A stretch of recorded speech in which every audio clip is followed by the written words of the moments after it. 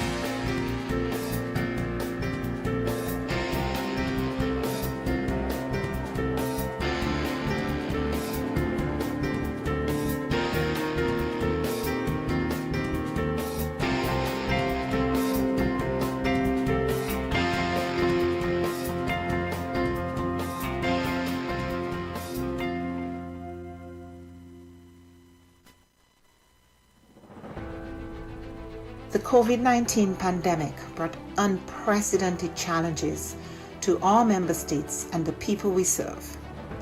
In response, the OAS Secretariat for Integral Development adopted a three-pronged approach by 1. Adjusting our portfolio of existing projects, 2. Exploring new projects to meet emerging needs, and 3. Expanding multi-sectoral partnerships. The results achieved in 2020 demonstrate the resilience of our member states and the commitment of the OAS SETI to work with member states and partners towards our common goals in the development of our region. Our Network on Competitiveness launched the COVID-19 Ideas Accelerator, sharing 250 tools, health solutions, responses, and recovery plans. The Network for Labor Administration published a portfolio of responses from ministries of labor to COVID-19, sharing over 420 measures taken to protect workers, employment, and income. Likewise, the Inter-American Teacher Education Network series, Teaching STEM in Quarantine, provided 117,000 teachers with key tools to continue advancing STEM education during the pandemic. Through its network and platforms, the Inter-American Committee on Ports promoted international and national best practices, guidelines, protocols, and recommendations on COVID-19 safety measures and continuity of logistic operations. Initiatives such as the Education in Times of Change platform allowed us to meet urgent needs by offering timely tools on virtual education and a dedicated space for ministries to share strategies, actions, and solutions. Other programs such as the Row Fund stepped up, providing emergency grants to offset the challenges imposed on our students by the pandemic. SETI's partnerships are adding value to member states in the form of technical assistance, training, and access to tools and services. In partnership with leading private sector institutions, we offered micro, small, and medium enterprises access to online tools and training, increasing their visibility and participation in e-commerce, a key to their survival and growth in the pandemic and post-pandemic era. A new OAS SETI Facebook initiative provided 85,000 MSMEs across the region with capacity building opportunities and WhatsApp business tools to aid response, recovery, and resilience building. The Caribbean Small Business Development Centers program achieved real impact, supporting new businesses, expanding sales, and driving growth. A new network of Caribbean SPDCs will broaden the program's reach. The Inter-American Committee on Tourism, the C2, convened ministerial-level policy dialogue in an urgent response to the impact of the pandemic on the hard-hit tourism and hospitality sectors. Policymakers and experts discussed biosanitary protocols, travel and visa facilitation, among other critical areas for the sector's recovery. Partnering with the George Washington University and the U.S. Bureau of Indian Affairs, we went ahead with the scheduled first Indigenous Tourism Forum of the Americas, pivoting to a virtual format and convening over 240 participants from indigenous communities, the private sector, and governments. SETI also integrated sustainable development practices in the COVID-19 response. The pandemic is a daily reminder of the links between water, health, sanitation, food security, and nutrition. We ensured the continuity of our water management projects in the Plata Basin and worked with governments and partners in the design of an investment portfolio valued at $90 million. Additionally, the Energy and Climate Partnership of the Americas continued to share relevant best practices and responses to the pandemic on energy and air quality. These few examples indicate our collective impact. We cannot do this alone. It is now more urgent than ever to address the region's structural weaknesses, to recover from the health, economic, and social crises occasioned by the pandemic and prepare for future shocks. It is imperative that we work together as we risk losing recent development gains and seeing millions fall back into poverty. It is time for the region to redirect course and pursue a more sustainable, resilient, and equitable future for all. We are in this together. But the resilience building agenda is too big for any one stakeholder to address acting alone, and simply bringing together stakeholders, whether at the national, subnational, regional, or global level, is not enough. Effective, focused, and sustained coordination among stakeholders is paramount to provide countries with integrated and comprehensive support. The OAS, as a hemispheric forum and honest broker, must continue to facilitate this process while we work with member states towards the attainment of the 2030 Sustainable Development Agenda. Cooperation, collaboration, and partnerships that include all actors strengthen us, enabling us to be more than the sum of our parts. We can and we must work together. The future of our region depends on it.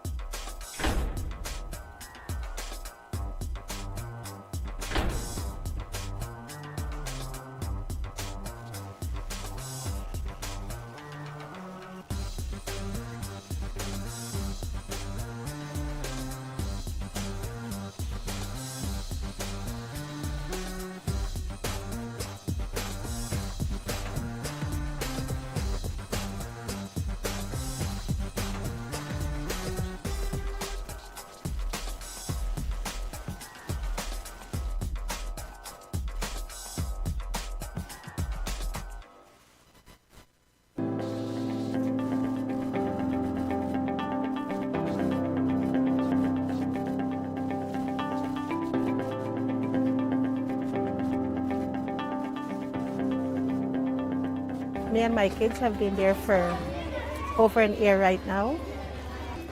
And children are friends. It doesn't matter where they come from.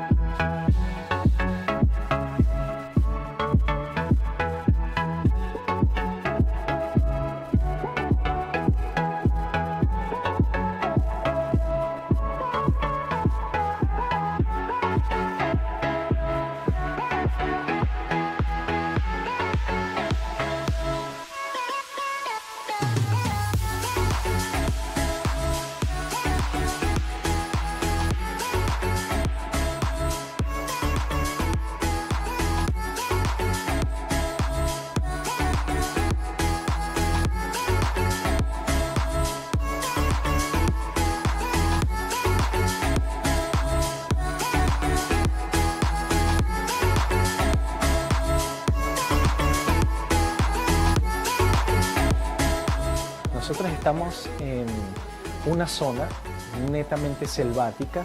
La línea de adyacencia va desde el norte hasta el sur, va desde Modesto Méndez hasta Aguas Turbias, tanto en el norte como en el sur. Esta línea tiene 215 kilómetros de extensión.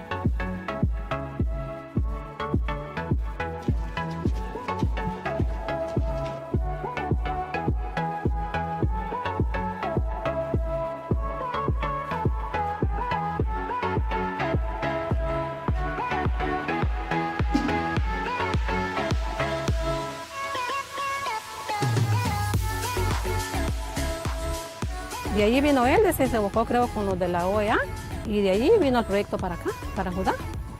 Y fue que lo dieron el terreno, lo dieron todo lo que era mano de obra y el material para hacer las casas que están ahorita. Y por ese motivo estamos aquí viviendo todavía.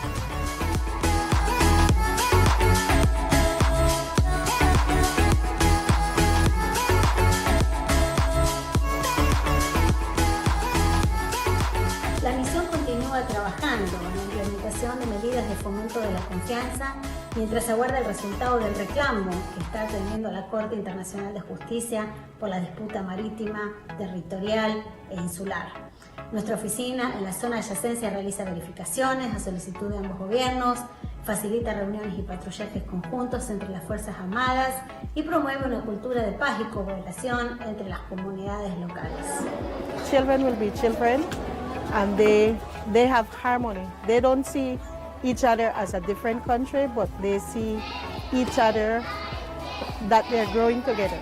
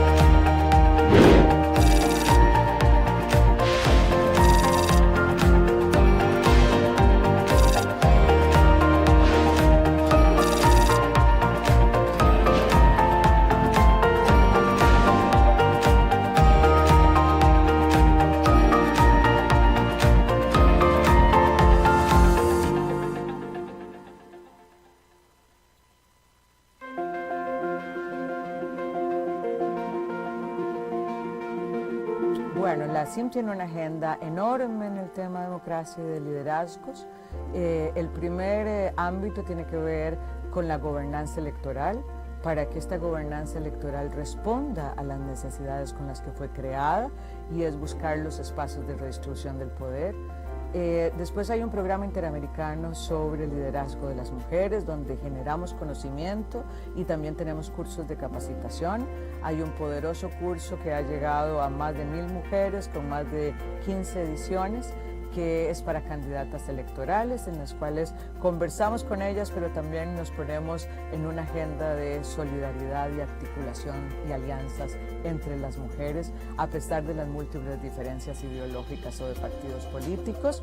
También hablamos de los temas de violencia política, porque no es lo mismo llegar que quedarse, y la violencia política es una forma de ejercicio de disciplinar a las mujeres para que vuelvan al mundo de lo privado y enfrentar la violencia, hacer buenas investigaciones, buenas leyes que permitan sancionar la violencia política. Es parte de las aspiraciones de la CIM en este programa de liderazgo de las mujeres.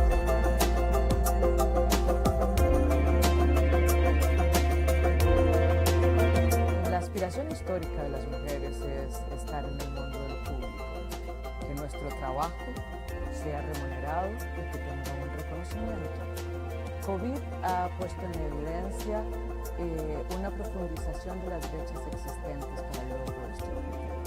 Estas brechas existentes ahora dan cuenta de que podríamos tener un rezago de más de 2 décadas en el mundo laboral, que el cierre de brechas que se previó que podía tardar 100 años en cerrarse, ahora se habla de 135 años para cerrar la brecha entre los hombres y las mujeres.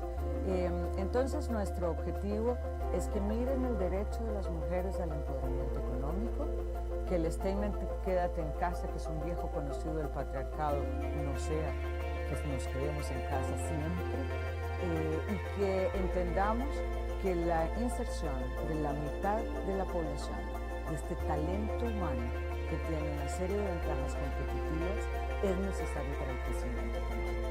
De manera que la CIM está colocando esta realidad, está colocando las necesidades de las mujeres y está haciendo unas recomendaciones de rutas para poder cumplir con el derecho al empoderamiento económico y con el crecimiento económico que requieren nuestras empobrecidas economías en tiempos de COVID.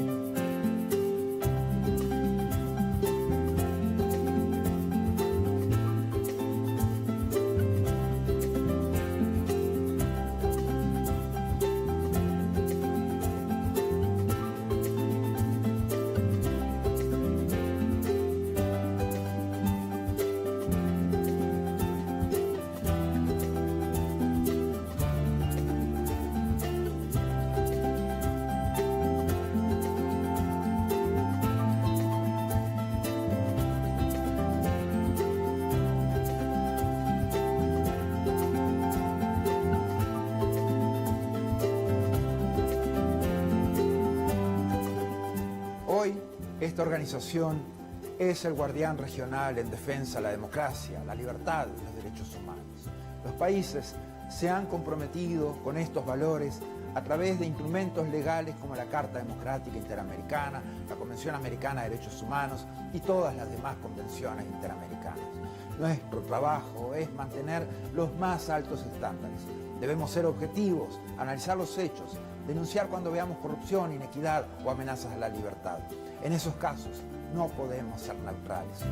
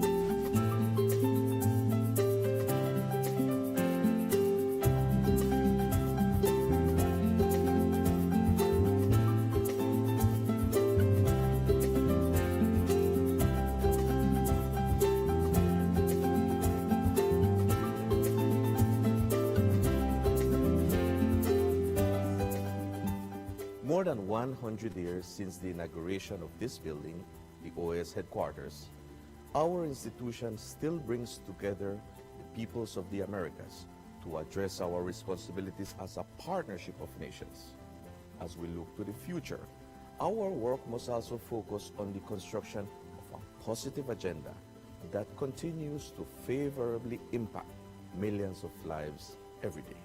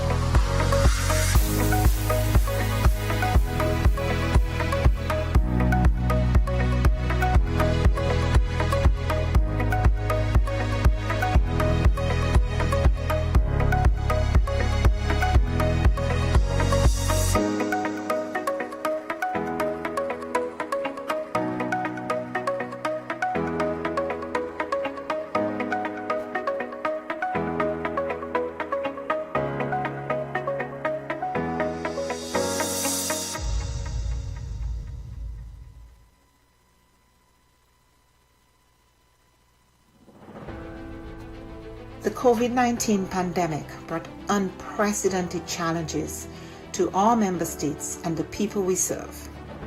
In response, the OAS Secretariat for Integral Development adopted a three-pronged approach by 1. Adjusting our portfolio of existing projects, 2. Exploring new projects to meet emerging needs, and 3. Expanding multi-sectoral partnerships.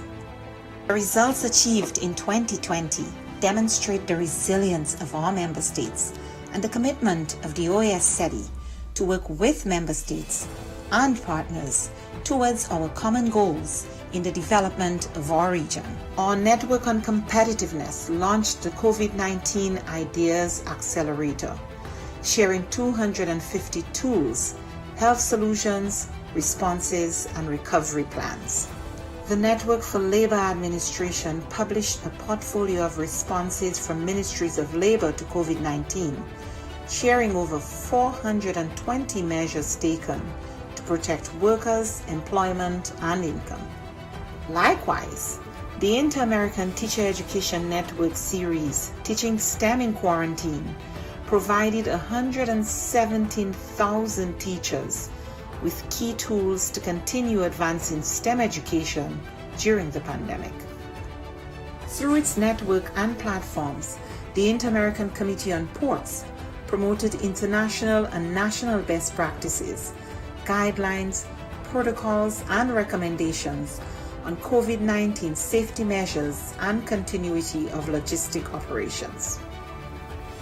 Initiatives such as the Education in Times of Change platform allowed us to meet urgent needs by offering timely tools on virtual education and a dedicated space for ministries to share strategies, actions, and solutions. Other programs such as the Row Fund stepped up, providing emergency grants to offset the challenges imposed on our students by the pandemic.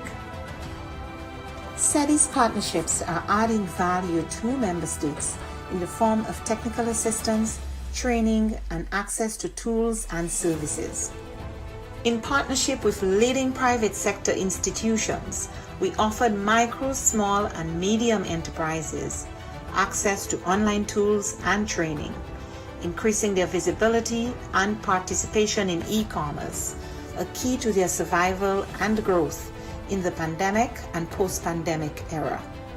A new OAS SETI Facebook initiative provided 85,000 MSMEs across the region with capacity building opportunities and WhatsApp business tools to aid response, recovery, and resilience building. The Caribbean Small Business Development Centers program achieved real impact, supporting new businesses, expanding sales, and driving growth. A new network of Caribbean SPDCs will broaden the program's reach. The Inter-American Committee on Tourism, the CTOUR, convened ministerial-level policy dialogue in an urgent response to the impact of the pandemic on the hard-hit tourism and hospitality sectors. Policymakers and experts discussed biosanitary protocols, travel and visa facilitation, among other critical areas for the sector's recovery. Partnering with the George Washington University and the U.S. Bureau of Indian Affairs, we went ahead with the scheduled first Indigenous Tourism Forum of the Americas, pivoting to a virtual format and convening over 240 participants from indigenous communities, the private sector, and governments.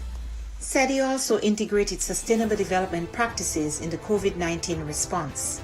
The pandemic is a daily reminder of the links between water, health, sanitation, food security, and nutrition. We ensured the continuity of our water management projects in the Plata Basin and worked with governments and partners in the design of an investment portfolio valued at $90 million. Additionally, the Energy and Climate Partnership of the Americas continued to share relevant best practices and responses to the pandemic on energy and air quality. These few examples indicate our collective impact. We cannot do this alone.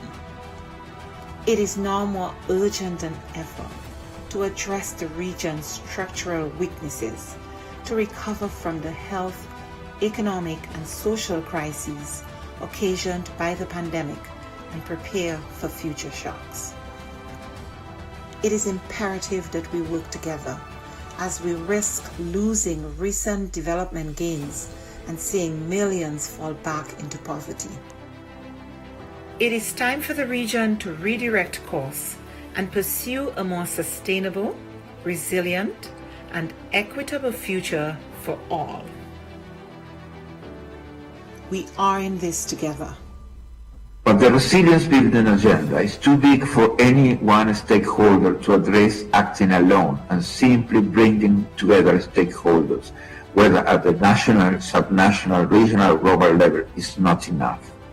Effective, focused, and sustained coordination among stakeholders is paramount to provide countries with integrated and comprehensive support.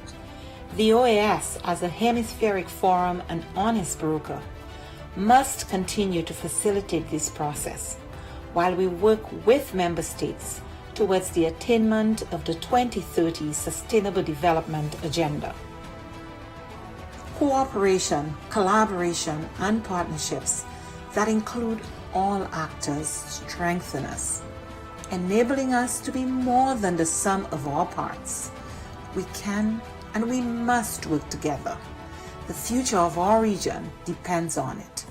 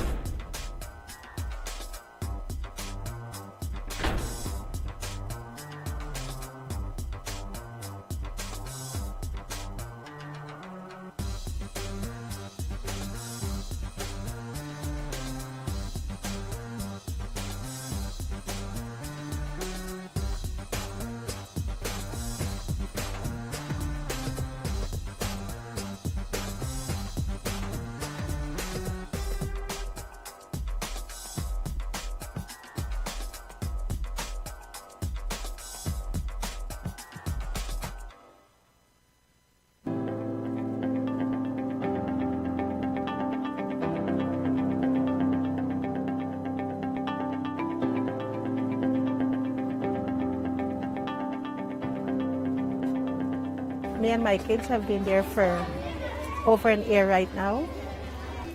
And children are friends. It doesn't matter where they come from.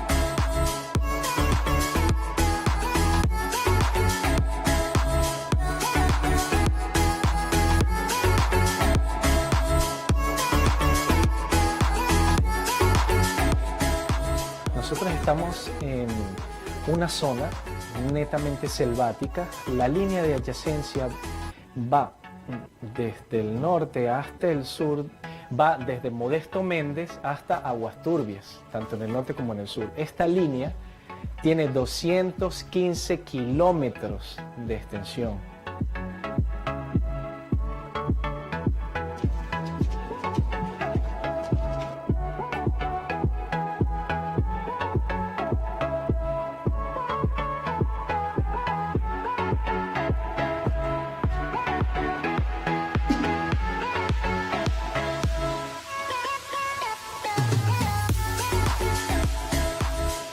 De allí vino él, se buscó creo con los de la OEA y de allí vino el proyecto para acá, para Judá. Y fue que lo dieron el terreno, y lo dieron todo lo que era mano de obra y el material para hacer las casas que están ahorita. Y por ese motivo estamos aquí viviendo todavía.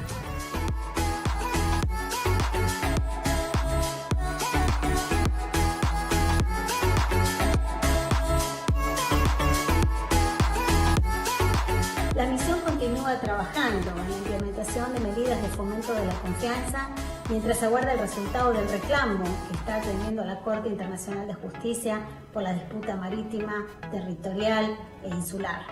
Nuestra oficina en la zona de adyacencia realiza verificaciones a solicitud de ambos gobiernos, facilita reuniones y patrullajes conjuntos entre las Fuerzas Armadas y promueve una cultura de paz y cooperación entre las comunidades locales.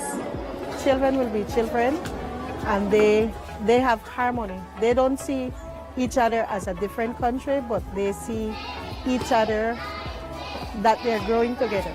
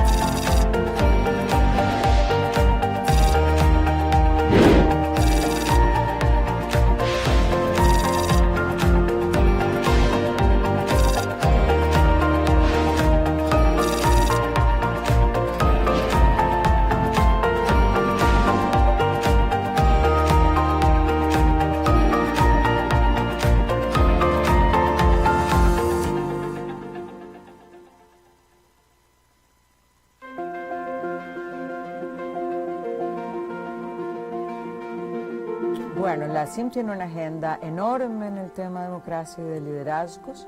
El primer ámbito tiene que ver con la gobernanza electoral, para que esta gobernanza electoral responda a las necesidades con las que fue creada, y es buscar los espacios de redistribución del poder. Después hay un programa interamericano sobre el liderazgo de las mujeres.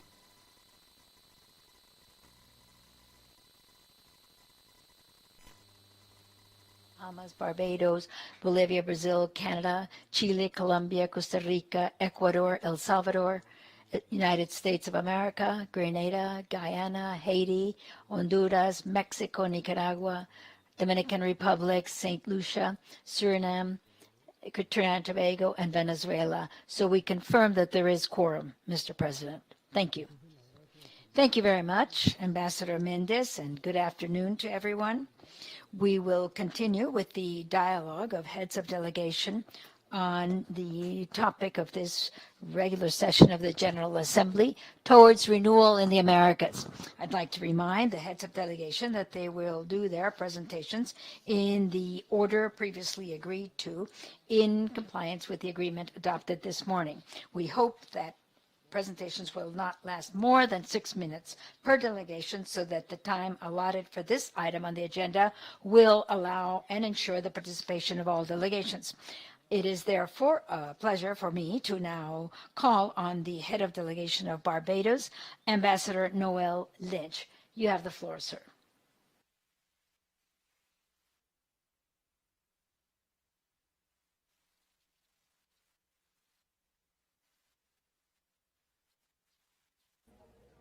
Mr. Chairman, thank you very, very much.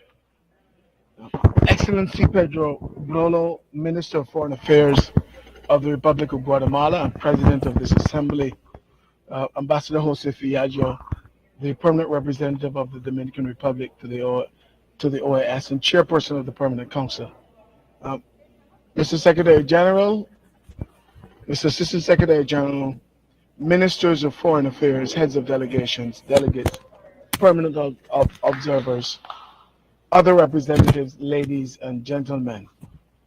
On behalf of the government and the people of Barbados, it is my distinct pleasure to address you today at this 51st regular session of the General Assembly of the OAS, held under the theme, Towards Renewal in the Americas. We want to extend many thanks to the government of Guatemala for hosting this event, even in this virtual format, and to congratulate them on handling this event thus far. This creative and action-oriented theme, in many ways, succinctly captures the very nature and purpose of why we are gathered here. It proposes, albeit broadly, that collectively the countries in this hemisphere, and indeed this organization, need to be refreshed and to be reestablished. In the specific case of the OAS, it calls for a return to purpose and the major reason for being established in the first place when conceived some 70 plus years ago. The OAS must get back to fulfilling its raison d'etre, that is, more rights for more people, and particularly its most vulnerable people. I begin today, sir, in this provocative way, to draw to your attention what Prime Minister Mia Amor Motley of Barbados has been outlining and emphasizing in every speech since she took office in May of 2018. Prime Minister Motley has in this short period stated unequivocally Barbados's foreign policy position, or base foreign policy. She has told the international community that small developing countries are important to a fair and just world order, that we must be respected as sovereign states, and that if we are to shape a new world in which fundamental human rights, as enshrined in the Universal Declaration of Human Rights, are truly to be observed, then it simply can't be business as usual. Adhering to the basic principles of human dignity, the principles of sovereignty and economic rights, food and social protection are rights and must be observed. Nowhere in this hemisphere should that message be louder than in this hallowed hall of the Americas. I have come here today. I could have come here and delivered the obvious, state all of the things with which you are already all familiar. The same rhetoric that we deliver every year, that sounds flowery and respectful, but that moves us forward in millimeters and inches, then what we need to achieve is meters and yards, indeed kilometers and miles. Colleagues and partners, let us pledge now that we will leave this assembly with truly tangible commitments, seismic shifts that will change the lives of the next generation, acts that will leave behind a better Americas in every aspect than how we found it. And it starts right here, right now, with the highest decision-making body of this organization, the General Assembly. Now, I could repeat many of the subjects and notions with which you're already familiar, and with which I believe will dominate these sections. We will speak to some of them too, but we will go further.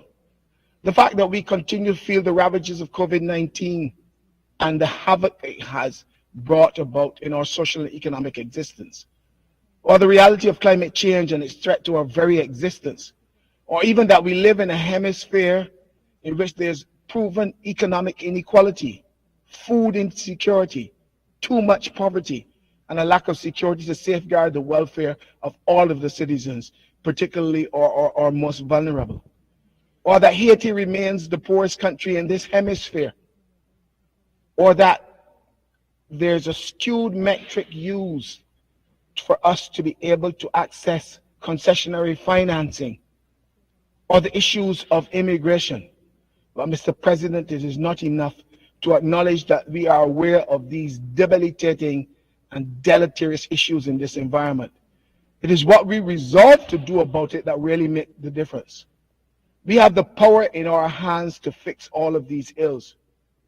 We share this multilateral stage with two of the most powerful and resourceful nations in the world. Two leaders of the G7 sit amongst our ranks. The G7 comprises the world's wealthiest liberal democracies, officially organized around shared values of pluralism and representative democracies.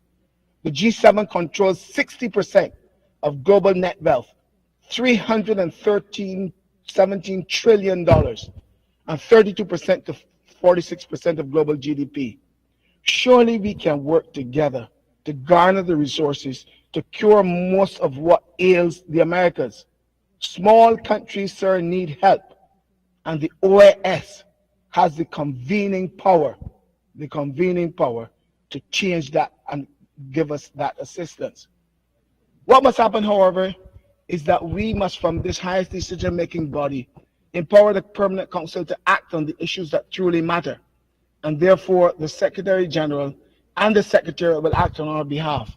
I therefore ask other delegations to join Barbados when we propose by way of resolution in the future to the Permanent Council some organizational and life-changing initiatives to alter the direction of this organization and the lives and livelihoods of all of our citizens. We continue via this means to emphasize the vital role of multilateral entities like the Organization of American States and the Inter-American and the entire Inter-American system in the cause of human development. It is within these multilateral theaters where small, vulnerable states like Barbados can best pursue the developmental interests and seek to achieve common goals through cooperation amongst a community of like-minded nations. Mr. Chairman, Mr. President, we are acutely aware of the existential threat that climate change poses to many of our countries.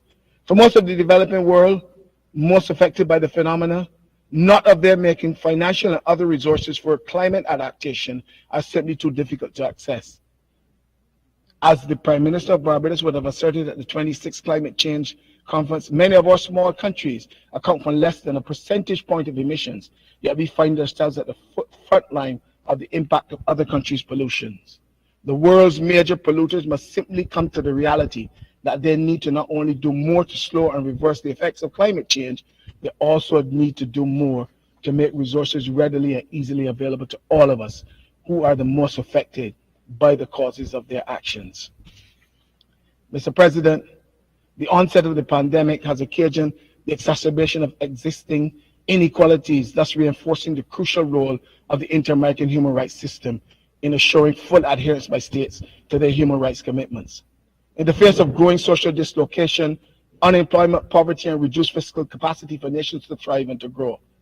Fully cognizant of this, the government of Barbados is pleased to present the candidature of Ms. Roberta Clark, an accomplished Caribbean jurist, activist, and international civil servant, for election to the Inter-American Human Rights Commission for the period 2022 to 2025. In her many leadership roles over the last 3 decades, Ms. Clark has stood out as a noted gender equality defender. Our government is confident that her wide knowledge and expertise will bring an interdisciplinary approach to the work of the Inter-American Human Rights Commission in protecting and promoting human rights in the Americas at this unprecedented moment in time. Mr. President, in addition to these realities and the ongoing agenda of the OAS, Barbados will in the future table through the relevant instruments to the Permanent Council the following considerations. Mr. Chairman, we must find the correct mechanism within our rules to ensure that the African Union becomes a permanent observer of this body. Surely they have much to offer the same way in which other observers do. There must be a declaration to ensure that every other election period that a female serves at least at the level of ASG of this organization. Women need to be empowered more in the OAS. There must be a mechanism to ensure that every human being in this hemisphere within the next decade, from Alaska to the tip of Argentina, is at least bilingual, trilingual preferably. That way we can share our cultures better with each other. And we must ensure that reparations for people, former slave people, be on the agenda of the OAS. Let history record us as having altered the lives of all the people in the Americas in the spirit of solidarity that not only renews the Americas, but that creates more rights for more people. Mr. President, please be assured of Barbados' full support of this Assembly's ambitious mandates. We remain even more convinced that it is through this august body that we can ably pursue solutions to our common existential and development challenges.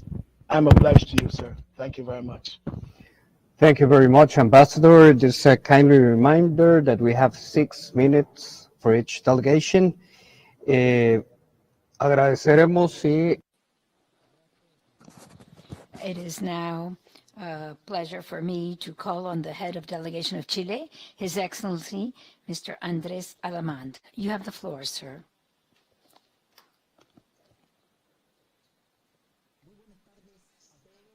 Good afternoon.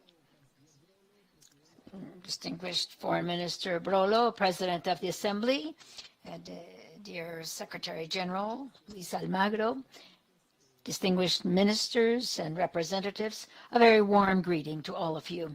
I would like to begin by saying that the government of Chile appreciates the work done by the Secretary General and Guatemala to organize this 51st General Assembly and dealing with the complex reality still facing this region as a result of the COVID-19 pandemic.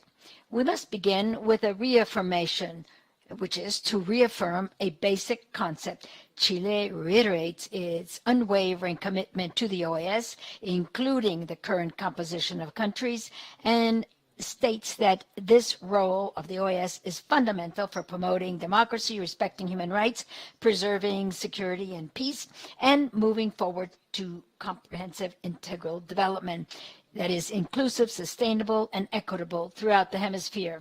Such are the pillars of this ecosystem, political ecosystem, which is indispensable for all countries in the region to be able to move forward, progress, and improve the standard of living of their citizens.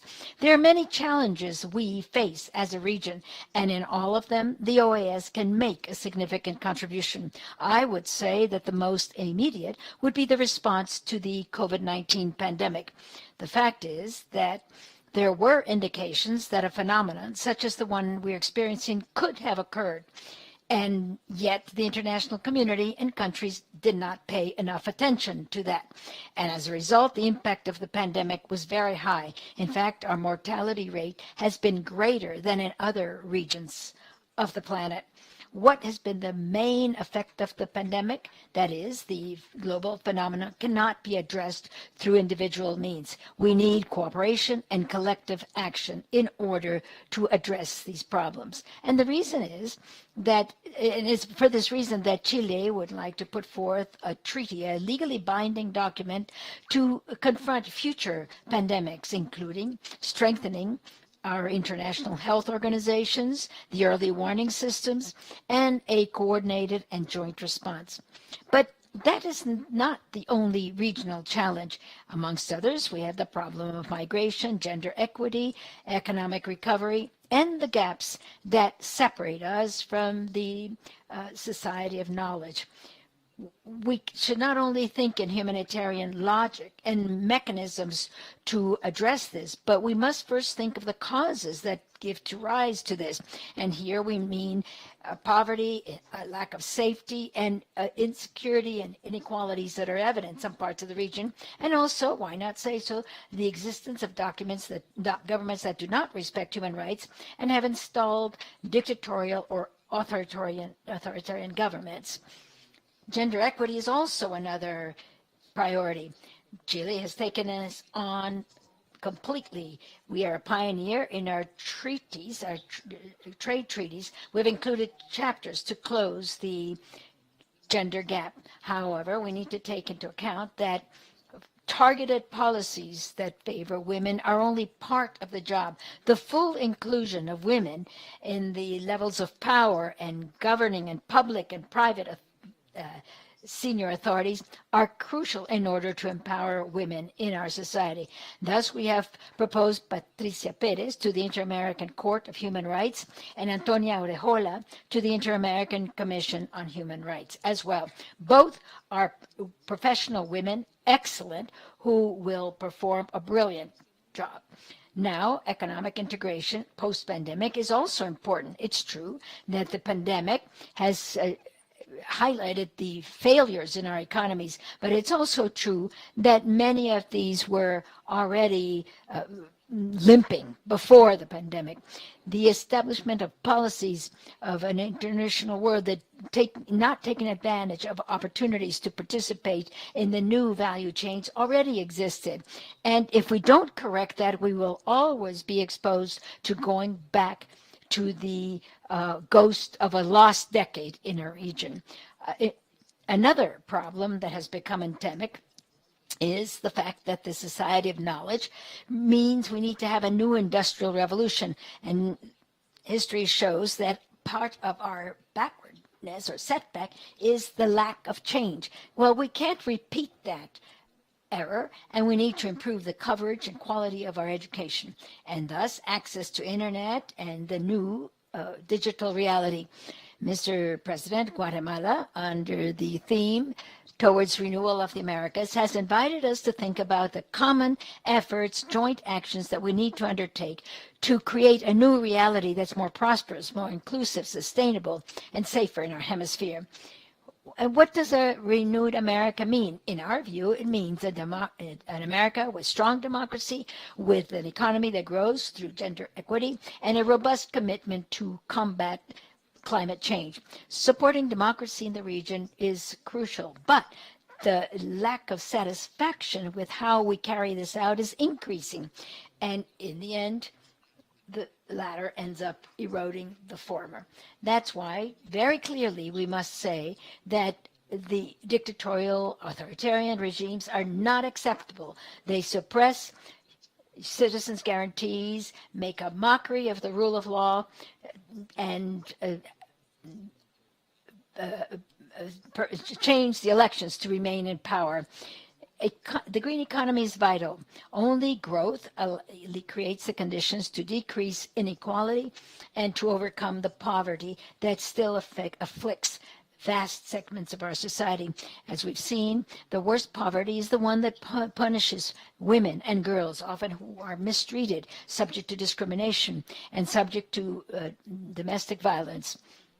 the fight against climate change is another priority. It's true, and we have said, that our region is not the one that most contributes to global warming, and yet it's also true that we are also one of the most affected by global warming. Sustainable America is not only a need, but an obligation for our community. Most of the water reserves exist in our continent, the best forests, the most majestic glaciers, the broadest biodiversity. And so it's up to us to protect that and preserve that great wealth we have. A united America to deal with these challenges is the first step that has to be taken to overcome the challenge. Chile reaffirms the role that the OAS has in helping us attain those goals. Allow me, Mr. Chairman, before concluding, to refer briefly to an issue raised by the plurinational state of Bolivia on the sea. Chile would like to reiterate quite clearly that, as we have always said, this is a bilateral issue that is not the purview of this body. And second, we would like to make it crystal clear that the Bolivian maritime aspiration is an issue that has been definitely resolved through the 1904 treaty, as well as the decision made by the International Court of Justice of The Hague on the 1st of October 2018, which stated quite clearly that Chile does not have the obligation to negotiate with Bolivia to reach an agreement that grants Bolivia fully sovereign access to the Pacific Ocean. In spite of this, I'd like to report to the countries present at this meeting that beginning in April of this year, we have been working with Bolivia beyond these differences that have already been clearly determined, but in helping them strengthen our relations, create trust, and improving our relations. We are working on more than 14 specific topics, and in the last year we have had about 30 working meetings, and we have deployed mechanisms which did not exist a decade ago. Thank you very much, Mr. Chairman, Mr. President. Por sus palabras. Me es grato ofrecer la palabra a la jefe de delegación de. Thank you very much, Minister Alamant. And I'm now very pleased to give the floor to Her Excellency, the Minister of Foreign Affairs of Colombia, Marta Lucía Ramírez. Distinguished Minister of Foreign Affairs of Guatemala and President of this 51st General Assembly, Distinguished Secretary General Luis Almagro, Distinguished Assistant Secretary General Nestor Mendez, distinguished ministers, permanent observers, ladies and gentlemen, Iván Duque, the President of Colombia, wishes to express its deepest gratitude to Guatemala for hosting this 51st session of the General Assembly of the OAS. Let me also congratulate Minister Urolo for his election to his position here in the Assembly. It is so important to seize this opportunity to put our heads together to figure out how we can possibly consolidate a process that will make the slogan of this America really correct in the facts, towards renewal in the Americas, and not let it slip into an America that is newly armed and newly divided. Let me raise a couple of salient points. First of all, the democracy. Without question, one of the most dire effects that the pandemic has had is its impact on democracies in the world, generated by the deep-seated mistrust of many of the citizens in every country as to whether or not the government in power, whichever it might be, had what it takes to get them out of it. We need to foster better efficiency in the management of our governments and at the same time, total transparency. Let's be very clear. The erosion of democracy in our region predates the pandemic. It's not simply the fallout of the pandemic. And it isn't enough to hold elections to be able to say that the government is in fact responsive and transparent. It's everyday governance that a government wins and substantiates the confidence of its citizens. Neither is it possible to imagine that everyone can solve everything. We must, however, listen. We must care. We must have a sense of urgency in trying to resolve the very long list of pending matters. And last but not least, we need to keep an eye out for solid institutions, because at the end of the day, it is the institutions that will give continuity to good public policy. Instead of having people who typically are not the people who should stay in a job forever, hang on as long as they can, whatever it takes. No, it is too often that it's with that self-serving interest of some that the broad majority are disappointed. We need to have the courage to govern democratically, not every now and then, not when anybody is watching, but every day. That is how we can truly say we are basing our principles on respect for human rights and the respect for the individual. This is a sine qua non ingredient. If we are rooted in a respect and a promotion and protection for human rights, we are acting in a democratic fashion. That is why I call out to each of you that ancient dream of the broader America, a relevant America that weighs and counts for something in the international arena. It can't be a pipe dream. We've been at it for 200 years. Since many of us, in fact, became independent. But we also know that democracies have had tremendous ups and downs. We needn't think back too far to the number of countries in this hemisphere who are certainly not democratic. So let us be very careful of what we mean by speaking of democracies. We are in a very delicate moment in our history. We in Colombia are profoundly aware that the only way that we can truly weigh on the world scale is to have solid, weighty economies with an internal apparatus that is integrated into the world trade, where we develop value chains that add value.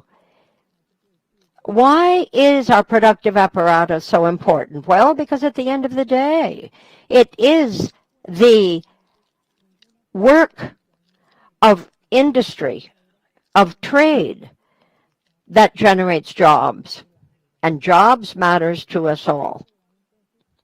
How then can we work so that more are tempted to invest in our countries? How can we be attractive to major corporations that look for what matters? Sustainability, the green economy, the value chains that can produce food.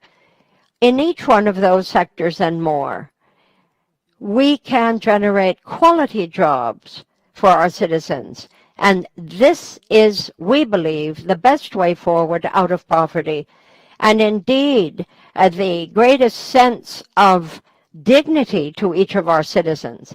When our citizens feel that they take a decent salary home, that they feel valued, that's a lot. President Duque suggested in our meeting in Medellin the importance of drawing up an Inter-American business letter. We're very pleased with that idea because it has been widely accepted in the countries that are all member states of this organization. And so we look forward to using that instrument so that it may serve as a further booster for our legal and institutional frameworks, such that the potential investors who would be drawn to us have confidence in investing, feel that they can safely put their money with us and know it will pay off.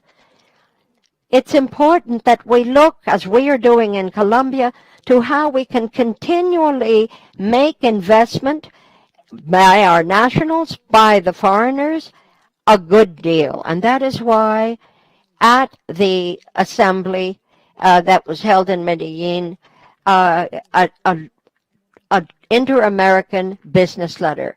Again, the question is, how can we live up to that in the post-pandemic era? It's not over yet, but we believe in Colombia that following the pandemic, our recovery must be even-handed, and it must pay particular interest and attention to investments, what I'm talking about, that goes towards environmental sustainability.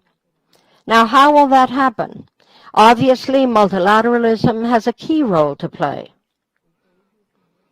And following the pandemic, we need in that multilateral arena to pinpoint convergence, give more attention to medical research, to scientists, to research in all kinds of areas. And we, of course, are very much invested, worried as we are about vaccines, in ensuring that that particular agenda of sustainable agenda with our eye on the 2030 goals can, in fact, bear fruit. We're following this very, very closely in each one of the indicators to be very sure that if there's any lag due to the pandemic, we can double our efforts and do more in the next coming months. That is what sustainable development means to us. And let us not forget in that context, gender equality.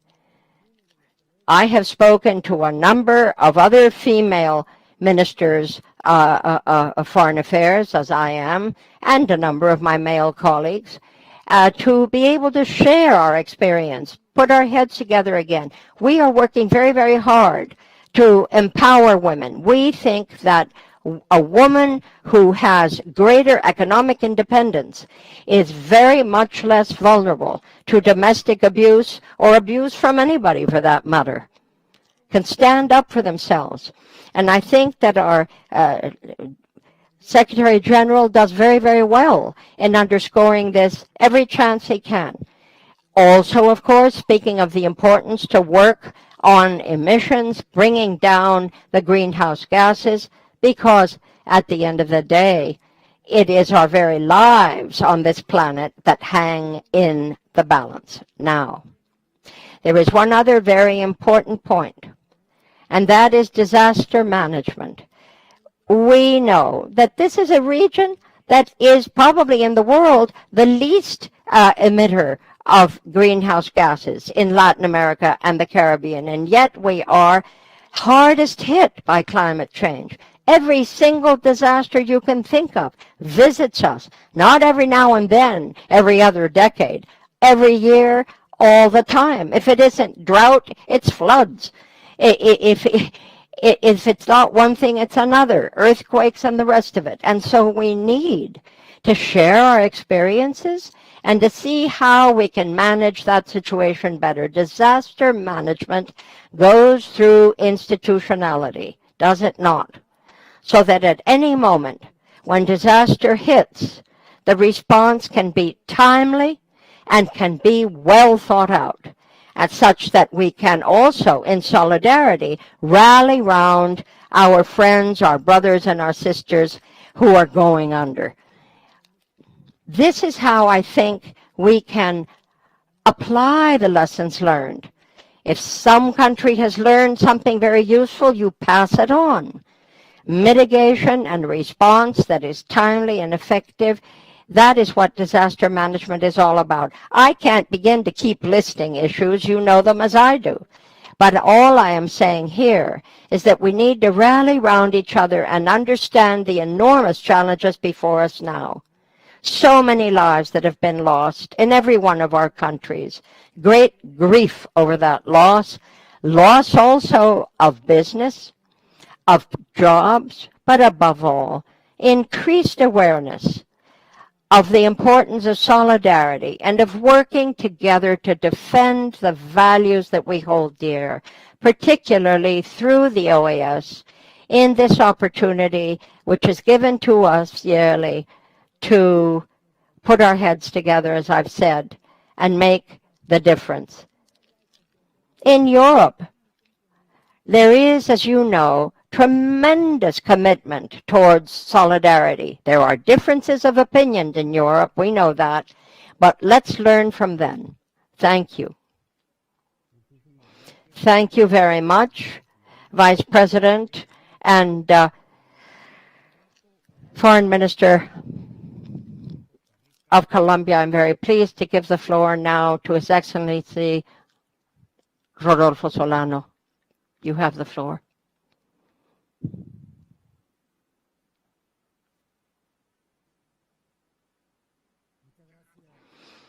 Thank you.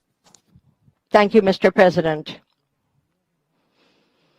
This session of the General Assembly of the OAS, excuse me, Foreign Minister, we have a point of order requested by Bolivia. I beg your pardon if Rodolfo, you don't mind, be so kind as to yield to Bolivia, who wishes to come in on a point of order. No problem at all, says the Minister of Costa Rica. Very briefly, says Minister of Bolivia, I just wanted to very quickly refer to a point made by the Minister of Foreign Affairs of Chile. It's a very, very quick response, a very clear answer that we have listed under points of order. Bolivia is very, very pleased to see the interest expressed by Chile, but when the point is made that the maritime question is closed, we must refer to 167 of the opinion of the International Court of Justice, the ICJ, that was laid down in 2018. And where there is in pertinent part an allusion to the integrity of Bolivia and the possibility of a meeting of the minds through ongoing dialogue. We understand that this is an invitation to ongoing dialogue, and we hope with great respect that Chile might consider that as well, such that we might discuss these matters in a positive and in a friendly environment, because it is the fact that we have with our good neighbor an ongoing difference of opinion which has yet to be fully resolved. I thank you very much, sir, for giving me the floor for that explanation. Thank you, Ambassador Arce. May I just remind everyone, if it's all right with you, with a view to trying to stick to our list, please be so kind as to wait for any additional point you have to make, a response to any particular speech, to the end. Otherwise, we're continually interrupted, and the speaker list gets agley. So let me again give the floor to the Minister, Mr. Solano of Costa Rica. I was just saying that this wonderful opportunity that gives us a chance to get together gives us indeed also an opportunity to think hard of how the pandemic has changed our lives. What have we done well, and what could we do better in terms of a future that is one of growth, of resilience, one that is green and that is resilient. We believe that the best tools that we have to hand include multilateralism, cooperation, and solidarity at the international levels. What began as a health crisis has turned very quickly into a global challenge at many levels, and it certainly is standing in the way of our meeting the Sustainable Development Goals. There is a worldwide cry for an equitable distribution of vaccines throughout the world. And after these very long months of uncertainty, we finally, I think, have come to the conclusion that we must not go it alone, that we must go forward together, leaving no one behind. Given that, I'd like to share further some thoughts that we think might be useful for us to consider in the coming years. First, Costa Rica believes in the construction and the defense of the Inter-American system for the promotion and protection of human rights. That must be, it must be the keystone of the work of our organization and of our daily work in the member countries. It is an utmost priority to ensure that people who are in a position of vulnerability have an opportunity to move forward without discrimination, not forgetting the autochthonous peoples, the Afro-descendants, the migrants, the women, the children, the young people, elders, people who suffer from disabilities, those who are internally displaced, and the LGBTIQ++ community. From an integral perspective, from a comprehensive perspective, we need to think of intersections and of gender equality. Our position should be exemplary with regard to human rights as the only way forward, the only way to aspire to well-being within the ambit of sustainable development. And that's precisely why on the 8th of October of 2021, we celebrated the passing of a resolution in the United Nations of the right to live in an environment that is healthy and sustainable. That is now considered a human right, and that now opens the way for a fundamental change of emphasis in this region.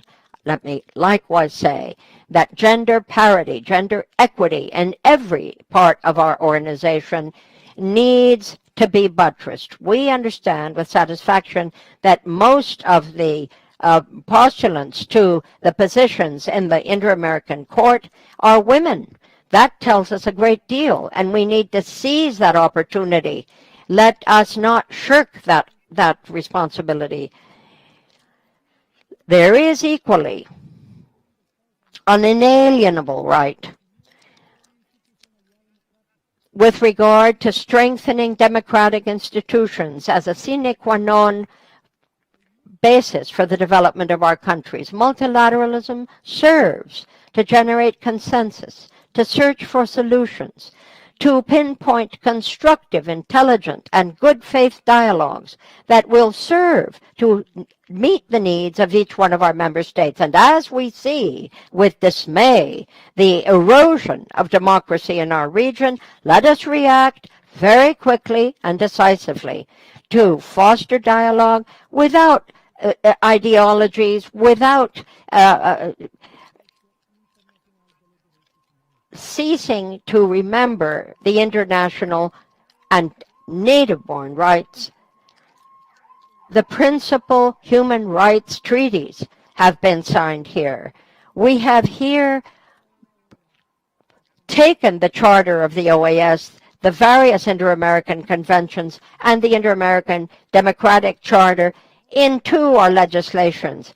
You cannot ignore it. You can't turn a blind eye. We must demand the respect of these instruments for the good of the whole region and for each of our countries individually. I must necessarily, in that regard, refer to the situation in Nicaragua. We are dismayed by the steps taken by the government of Nicaragua against principal actors, social and political, groups of youngsters, the media, and there was a total muzzling of the democratic right to expression in all of those arenas. That is why we have spoken up, and we demand that the government of Nicaragua immediately release the people who are behind bars, political prisoners, and that their rights be restored forthwith. Let us also remind Nicaragua of the juridical obligations that have been subscribed in a sovereign manner as also a member of the Central American Treaty through the Protocol of Tegucigalpa, inter alia. So we call out to the community of the OAS to do what we can to work with all of the different factions in Nicaragua so that a prompt establishment of democracy and full exercise of human rights and fundamental freedoms may be granted, and the full exercise of that of that set of rights by the entire Nicaraguan people. We call out in a friendly manner, in a cordial manner, but most firmly, that a roadmap be set forth for the Nicaraguan people who so dearly deserve it. Mr. President, democracy is the DNA of our region. We stand for solidarity. We are committed to our peoples. We are resilient. We are fighters. And we will not stand idly by while the rule of law is simply trampled. Let us return to peace. And in that end, we can only renew our ongoing concern at the embattled institutions in Venezuela. Costa Rica, not for the first time, calls out, as others have done, and within this assembly, as in so many others, to uphold the resolution that we will be subscribing soon on that point. We also call out so that the parties may continue to dialogue under the aegis of the Kingdom of Norway in Mexico. Solutions are political, and they won't be reached other than through good faith and through a sense of politics.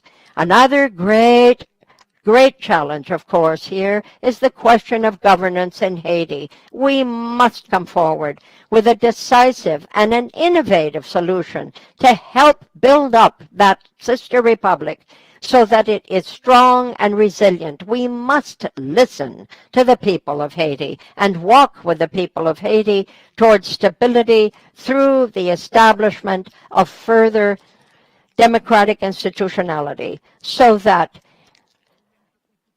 sustainable growth is found again through reforestation and so many green jobs that can be found. The situation in Haiti can turn into an even greater humanitarian disaster, or we can decide to make a difference. Panama, the Dominican Republic, Costa Rica have gotten together to put together an integral, a comprehensive and sustainable plan just before the free and fair elections in Haiti take place. We hope others will join with us to make that a predicate for the elections. And finally, as a pro tem chair of ECLAC, we want to call on everyone for renewed cooperation in Latin America and the Caribbean, particularly calling out for the sake of transition economies, where we must change the modality of the so-called middle-income countries. Costa Rica is dead serious about this, and we are calling this out in every single forum to which we belong, and most especially, obviously, in the Organization of Economic Cooperation and Development. Costa Rica reiterates its complete faith in multilateralism, in the peaceful resolution of conflict, the rule of law, the respect for human rights, and more than ever, the calling card of each country in this region, all of whom have subscribed to the regulatory framework in Latin America and the Americas in general, is to say we must strengthen our institutions and respect the human rights and the freedom of press and expression of each one of these citizens. These are values that are not empty. They must be defended. They must be promoted. And guess what? They are not bound by any frontier, and they are our only hope. Atendiendo al orden, daremos la palabra a la delegación, al jefe de delegación de Dominica y posteriormente Nicaragua solicita. Thank you. We will call on Dominica, and after that, Nicaragua has asked for the right to reply. So let me now call on the head of delegation of Dominica, His Excellency Kenneth Darroch. You have the floor, sir. Much, Mr. Chair, Your Excellency Secretary General, Your Excellency Assistant Secretary General, or the Honorable Ministers of Foreign Affairs, heads of delegations, Chairman of the 51st Regular Session of the General Assembly of the OAS, distinguished delegations, invited guests, ladies and gentlemen, Senior Presidente, Mr. Chairman. The Commonwealth of Dominica joins other delegations in congratulating you on hosting the 51st session of this General Assembly, even at the most critical time in our existence. We convene this meeting in the face of a pandemic that presents global economic uncertainties unlike any other we have witnessed in recent history. This year's session is also being held simultaneously with the Conference of Parties, COP26, currently ongoing in Glasgow, where the preoccupation of small island states is salvaging and securing our planet for this generation and for future ones. Señor Presidente, for those of us who represent small island states, our efforts towards climate adaptation and mitigation to ensure the safety and well-being of our people run parallel to our ability to test citizens regularly and to have vaccines available to be administered as needed. And these are key weapons in our fight against the dreaded COVID-19 pandemic. This year's theme, Towards the Renewal of the Americas, is timely. The Commonwealth of Dominica continues to view the OAS as a critical vehicle for policy dialogue and development cooperation. It is against the backdrop of our fight for survival from the exigencies of climate change and crucial testing of our health systems that I address this General Assembly with the hope that each of us will take advantage of this last chance to save a generation and to secure an entire planet. Mr. Chairman, Excellencies, rising sea levels and more frequent and extreme weather patterns have placed the Caribbean among the most vulnerable regions in the world.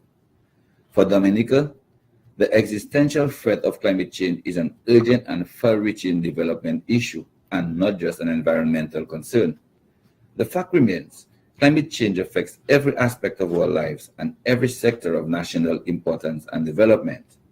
And one single disaster can impact the entire country, wipe out communities, and destabilize a small, fragile economy like Dominica's, all of which we have witnessed in our lifetime, in fact, twice within the last 5 years. Mr. Chairman, in this regard, the government of the Commonwealth of Dominica stands in defense of the Paris Agreement, which Dominica ratified 5 years ago. Despite the fact that Dominica contributes a mere 0.3% to global emission, we have, through the passage of enabling legislation, also established technical and administrative structures which continues to oversee the implementation of the agreement at the national level. It is because of our special vulnerability that our Honorable Prime Minister Roosevelt Skerrit clearly articulated a path to building the world's first climate resilient nation. The vision of building a climate resilient Dominica is about significantly reducing the impact of and time to recover from climatic and other natural shocks, as well as boosting the overall socioeconomic development channels. The government of Dominica's adoption of its comprehensive national resilience development strategy and the development of Dominica's climate resilience and recovery plan underscores its commitment towards disaster risk reduction, resilience building at all levels, and the development and maintenance of sound response and recovery mechanisms.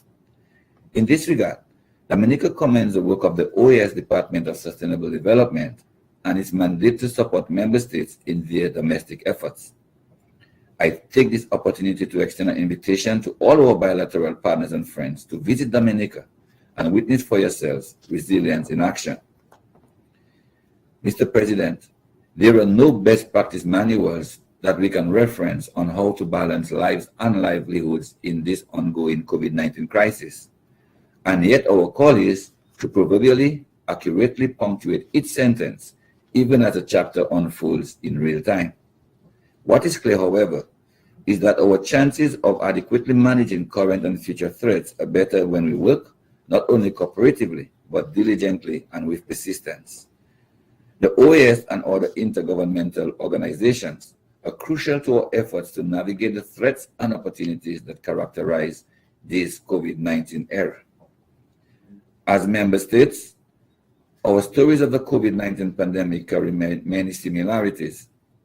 Over the past months, health systems have been stretched to capacity as healthcare providers and support staff continue to work to contain the spread of cases. We in Dominica share similar stories, and I take this opportunity to commend and to thank all our frontline workers for staying the course. Dominica has been fortunate in that very early in our fight against this disease, we were able to respond by implementing policies and protocols in the interest of all our citizens. No doubt, we face a common threat the world over, and it is important that we collaborate and assist each other in bringing an end to the greatest health crisis that we have had to deal with this century. Mr. Chairman, even in the face of difficult economic and hence budgetary conditions at home, Dominica has continued to ensure that our quota commitment to this organization is paid on time. The intention is simply to underscore our sense of the important role that the OAS plays in hemispheric political dialogue and in developmental coordination. And it is our hope that all member states will commit to making timely contributions and quota payments to the OAS. Like other member states, Dominica awaits the conclusion of discussion on new budget proposals for the organization. We are willing to continue to work with other member states to ensure that the OAS is placed on a stronger financial footing. What we are not interested in, however, is a systematic cutting of the programs and principles that we in the Caribbean consider central to our priorities and interests. The current budgetary crisis notwithstanding, the OAS continues to demonstrate its capacity for appropriate programming in areas that my delegation considers crucial to the promotion of inclusive development in this hemisphere. This year, Dominica was host to the first Caribbean iteration of OAS SEDI's Hub program at the end of 2020, the Dominica Hub on Innovation and Entrepreneurship, which trained 35 young Dominican entrepreneurs in business management, IP, marketing, and commercialization. Over the course of the past year, OAS SEDI, in collaboration with our ministry responsible for entrepreneurship and the Dominica Association of Industry and Commerce, have continued to convene follow-on programming to provide targeted training, mentorship, and networking opportunities for the Hub's first cohort.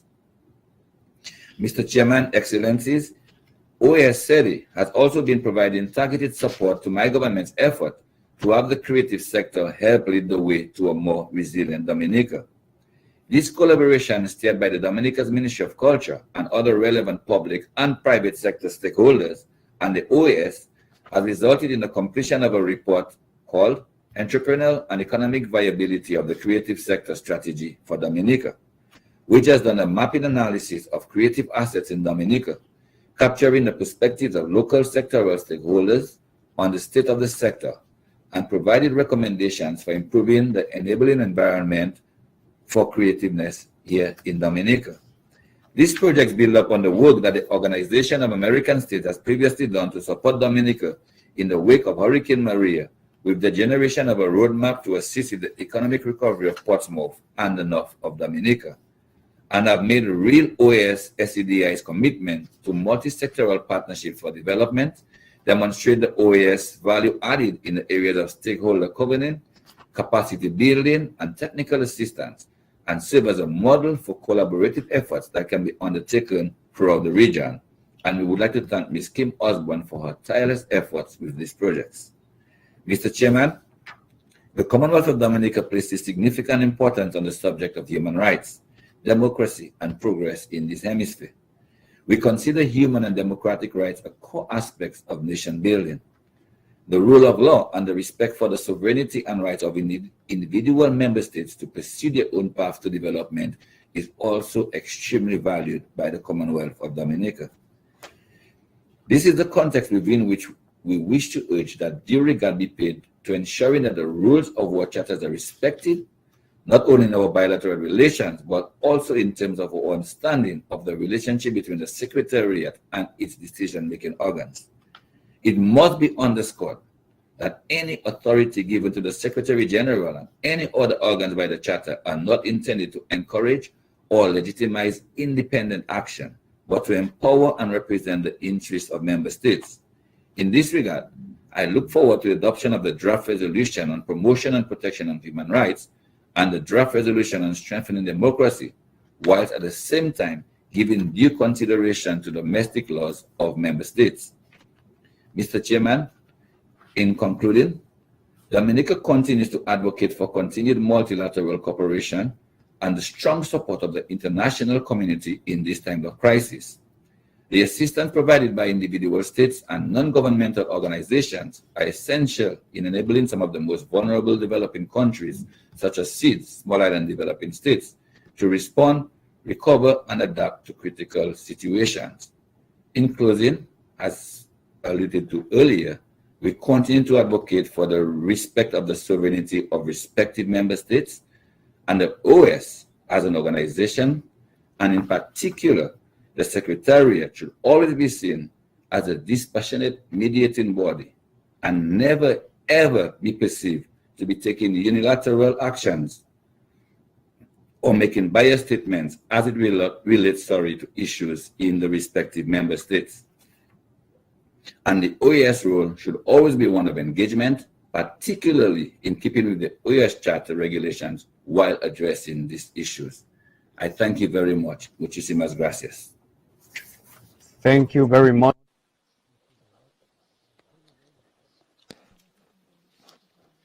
I now would like to thank the delegations and again repeat that they limit their presentations to 6 minutes so that we can proceed with the entire agenda.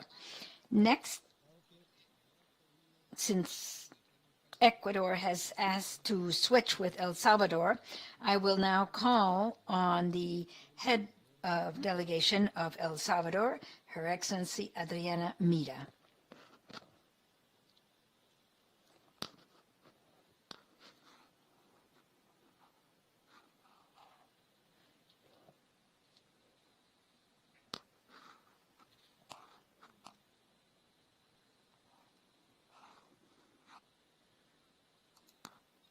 ¿Dónde está?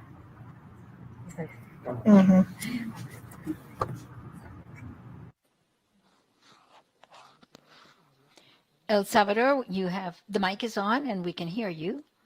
We don't see you. We can hear you, but we don't see you.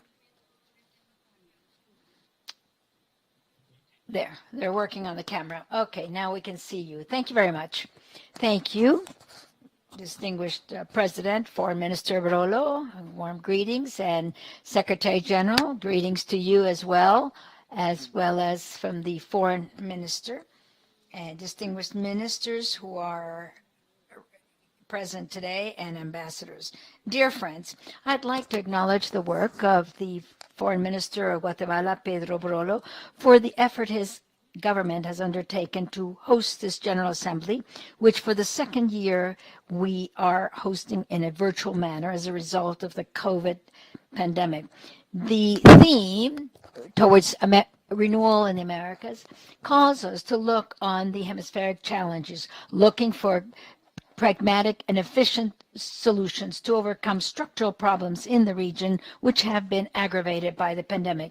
Since 2019, the government of our President Bukele has firmly believed in undertaking a transformation and change that will affect all spheres of our society, and the Salvadorian people are the main beneficiaries. For decades, the people of Salvador have been victims of violence, poverty, lack of opportunity, and exclusion, thereby leading to irregular immigration and separating our families and denying them the opportunity to a dignified life in the country in which they were born. That's why we highlight the recent initiative of Colombia to address at the highest level the challenges of migration and the work done by the Working Group on Central America and North America, a non-governmental initiative whose purposes coincide with the work done by the Committee on Migratory Affairs of the OAS. We value the importance of having the next Summit of the Americas include in its agenda a focus on human mobility to address this phenomenon, to look at the well-being of migrants in vulnerable situations. The Salvadorian democratic system was a hostage to those who exercised rule and had economic power, and including groups that were beyond the law, for the whole purpose of staying in power and maintaining the privilege at the expense of the Salvadorian people. That is why the people of Salvador had a historic vote through a free, fair, and transparent election, giving clear support to President Bukele. And this clear mandate exercised by the Salvadorian people has served as our guide. And the whole purpose is to generate economic, political, and social conditions that will allow El Salvador to enter a new phase of economic growth, prosperity, and integral development.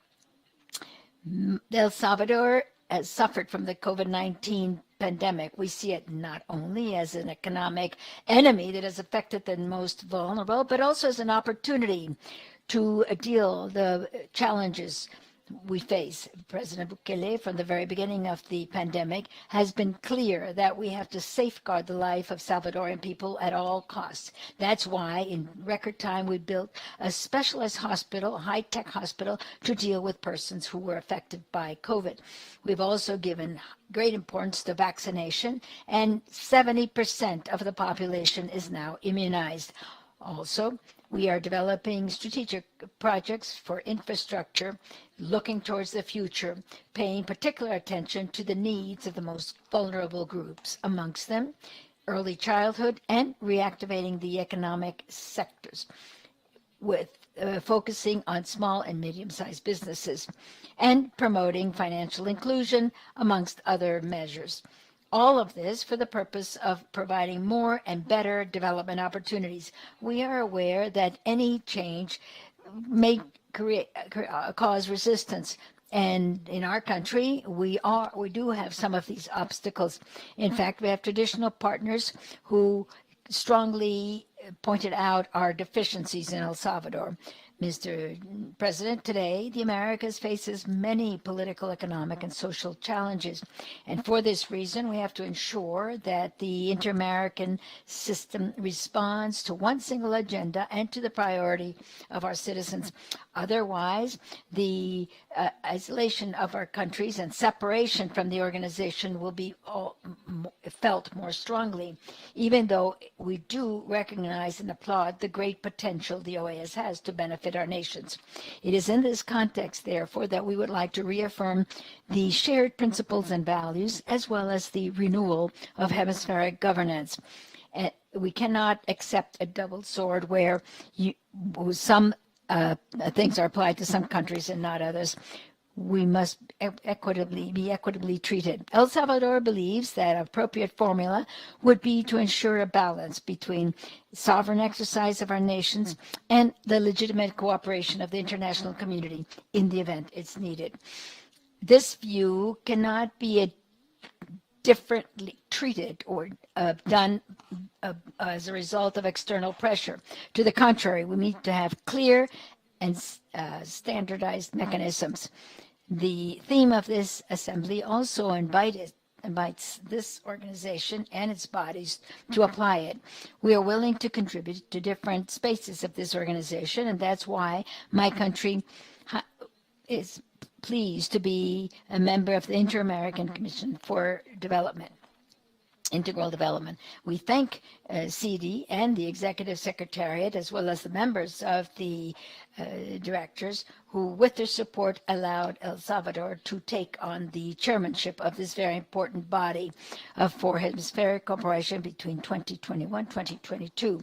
From that position, and with the support of all member states, we are hoping to be able to contribute to coordinating the existing cooperation mechanisms through ministerial processes by having a joint vision that would allow us to strengthen the efforts of the OAS in this area. El Salvador has also offered to host the 8th meeting of ministers in the area of public safety in 2022. We will there share accumulated experience and good practices for our territorial plan, which has allowed us to decrease the crime rate and violence. I would like to conclude by reiterating El Salvador's commitment to democracy, to the rule of law, and to respecting human rights as fundamental pillars for development. And I would hope that we have a consolidated and strengthened hemisphere after having concluded this very difficult and historic moment of the pandemic, so that we actually do have a renewed America that will be able to respond to the needs and rights of our peoples to whom we owe this. Thank you. Thank you, Madam Vice Minister. The delegation of Nicaragua has called on a point of order, and we would call on Nicaragua.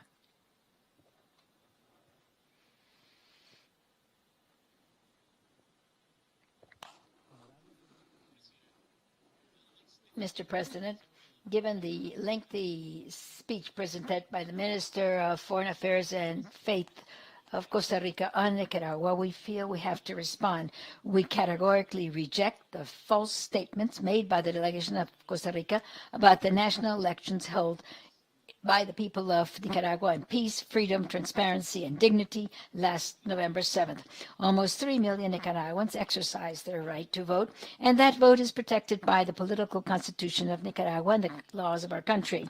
The dignity of the Costa Rican government is a virtue that has not yet been born. Costa Rica colludes with other governments to criticize Nicaragua when his own presidential home and 11 other government institutions are being investigated for crimes of speculation, irregular handling of monies, influence trafficking, the mismanagement of millions of dollars, and ideological misstatements.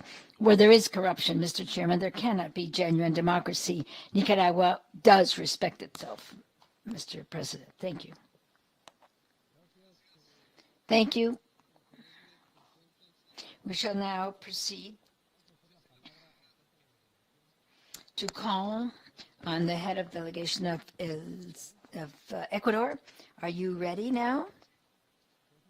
Yes? Okay, so I now call on the head of delegation, His Excellency Mauricio Montalvo.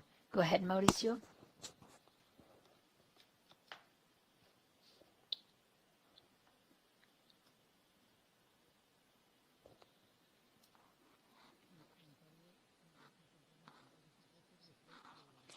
Mr. Montalvo, could you please refresh your browser and ask for the floor once again?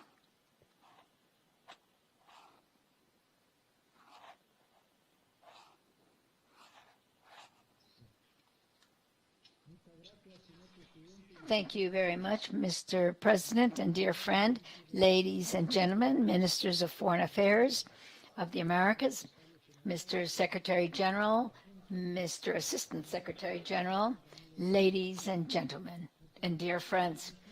It is a pleasure to extend the greeting of President Guillermo Lasso on behalf of the Ecuadorian people to the 51st session of the General Assembly of the OAS, which for the second time is being held in a virtual manner as a result of COVID-19. This systemic event exacerbated the cultural weaknesses that preceded the crisis, causing great loss of life and pain in our nations. We saw an increase in poverty, food insecurity, and historic drops in economic growth. Failed to his campaign promise, President Lasso started the program 9100. After 4 months in power, he helped more than 10 million persons, more than half the population, with full vaccine doses covering 60% of the population, which has been recognized internationally. The new goal is to continue vaccinating until December and reach 85%, or at least the highest percentage of the population. This accomplishment would not have been possible without the generous vaccine donations and medical equipment from friendly countries such as the United States, Chile, Spain, Arab Emirates, and others, as well as from international organizations such as the Pan American Health Organization. When government took over, there was expeditious action through executive decree to increase trade, production, and simplify regulatory means and allow for a more refreshing dynamic growth, which we have begun to see and has attracted investment, reactivated our economy, increased productivity, and we have moving towards digitalization so as to create new jobs for the well-being of our citizens. The vision of the Ecuadorian government is to change our nation into a more prosperous, free, open society, summarized by the theme, more Ecuador in the world and more of the world in Ecuador. And this actually applies to all of our countries because, as the head of state of Ecuador said, the world will only listen to us when we have big common markets linked by trade agreements where we talk about wealth and where we talk to one another without ideology, when we do what is best for our citizens, and when we liberate the creative potential of our agenda. Much has been said about a new means of measuring, not based on GDP only. We need to take into account the multidimensional aspect of development, where the risk of external shocks and the ability of the state to respond must be taken into account. Periodic financial crises, a drop in commodity prices, and disasters often put our countries in a very difficult situation, and it makes it difficult to recover and attain sustainable development. It becomes a vicious circle that has to be broken by eliminating the GDP criteria to have access to concessional financing to commercial trade or international cooperation. To overcome the trap of being middle-income countries and move forward means that we have to think about the link between state member of the organizations, and we should serve there as a forum where we can learn and listen to one another instead of listening to our differences. I'm thinking about our link with the English-speaking nations of the Caribbean, from whom we can learn a lot and with whom we can share a lot. The protection of human rights represents a basic principle of the diplomacy of negotiation and meeting, which we believe in. We must cooperate with all the procedures and rapporteurs from the Inter-American Commission on Human Rights, as well as with the Inter-American Court. In fact, in the next few days, we'll be hosting a mission of the Inter-American Court to provide us advice on how to improve our penitentiary system.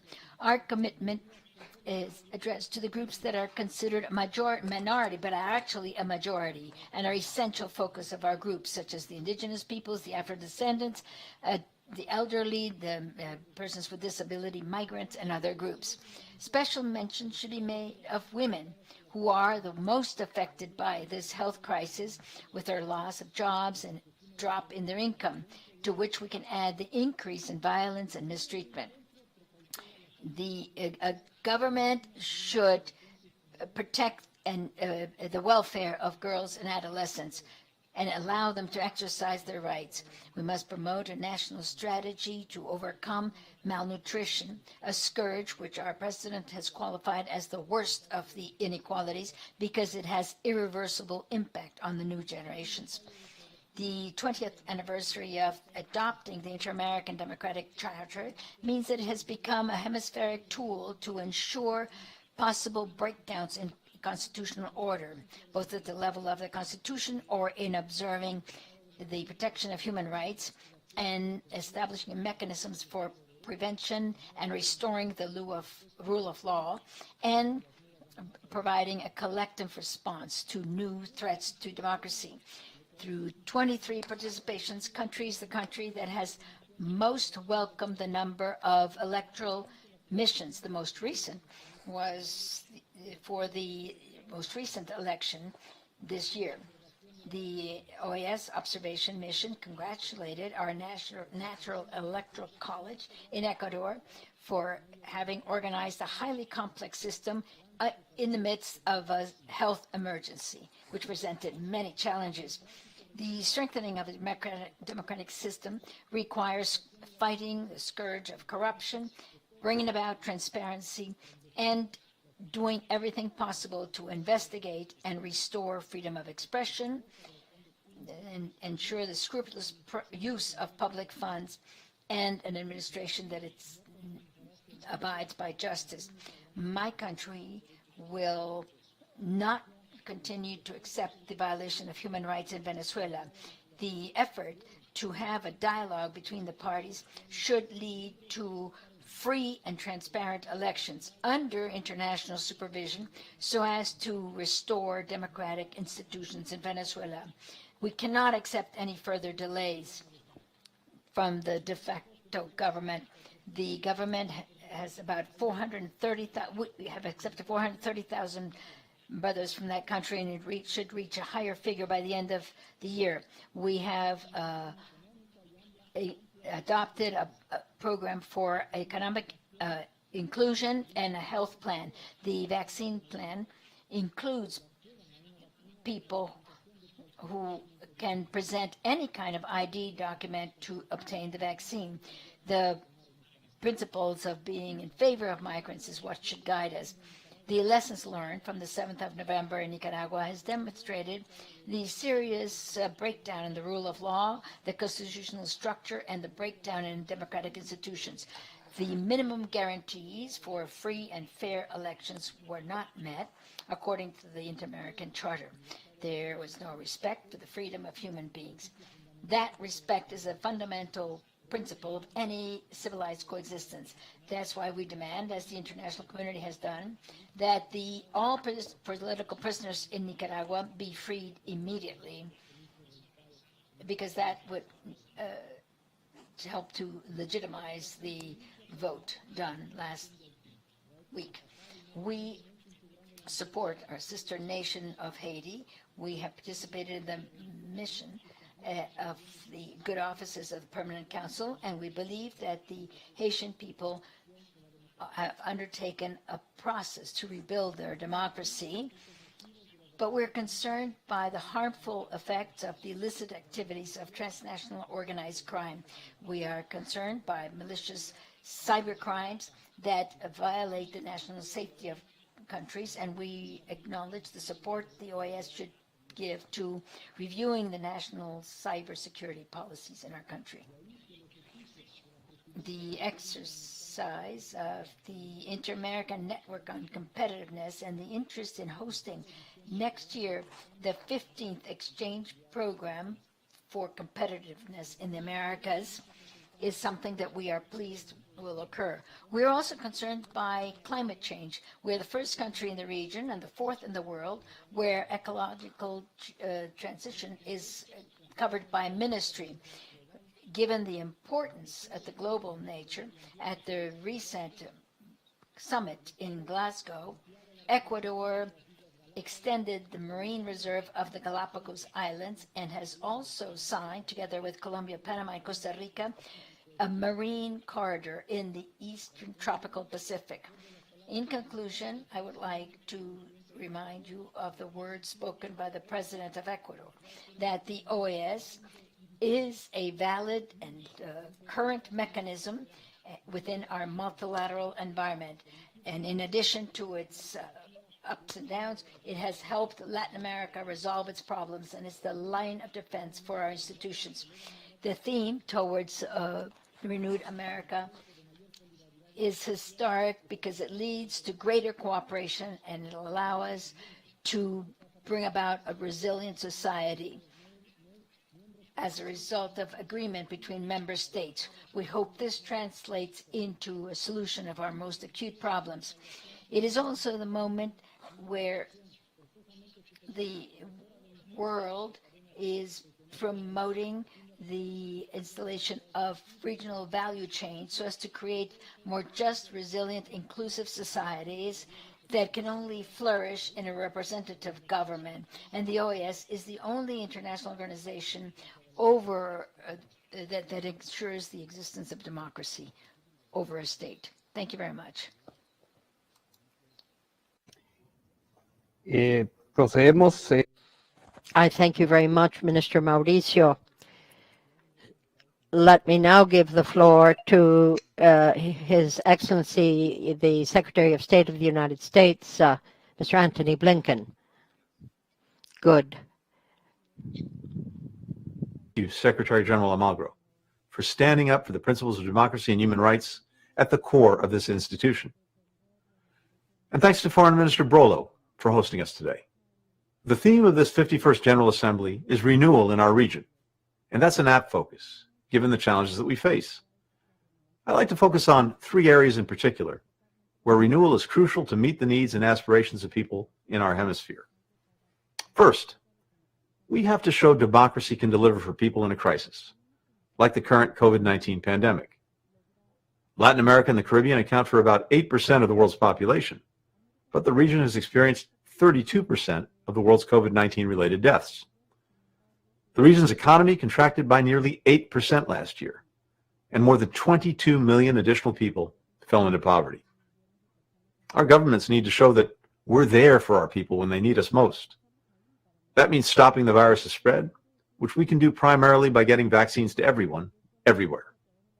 It means taking bold steps right now to save lives, from solving for shortages in respirators to ensuring all frontline health workers have PPE. And it means helping those who are struggling to make ends meet after losing their livelihoods. The United States recognizes that we have an important role to play here. We've sent nearly 50 million doses of safe, effective vaccines to countries in the region, free of charge and with no strings attached. And we provided hundreds of millions of dollars in emergency aid to communities. Beyond addressing these immediate needs, this massive crisis is an opportunity to build back better, especially for the underserved communities that have been hit hardest. We've invested more than $10 billion in Latin America and the Caribbean through the International Development Finance Corporation since 2020, which in turn is leveraging billions more in private investment. We persuaded multilateral banks to reinvest in the region and made an effective call to action on special drawing rights. And we're supporting programs across the Americas aimed at promoting inclusive opportunity, from the small business development centers empowering small and medium-sized entrepreneurs in the Caribbean, to the newly launched Small and Less Populous Island Economies Initiative, which fosters sustainable livelihoods in the places hardest hit by the climate crisis. Second, we must renew our commitment to defending democracy in the region. Because 20 years after we all signed the Inter-American Democratic Charter, a number of governments are flouting its most basic principles. Consider the undemocratic election held a few days ago in Nicaragua. In anticipation, the Ortega Murillo government banned opposition parties and arbitrarily locked up 7 opposition candidates, alongside scores of journalists, human rights defenders, and other civil society leaders. An overwhelming majority of OAS member states supported a strong resolution that condemned the Ortega Murillo government's abusive actions and committed to revisit this issue at this General Assembly session.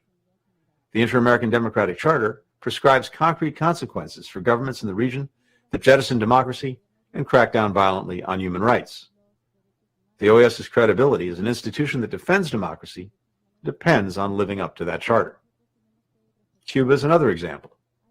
We all saw the government's violent crackdown when tens of thousands of Cubans took to the streets last July to peacefully demand the government meets their basic needs and to call for freedom and human rights.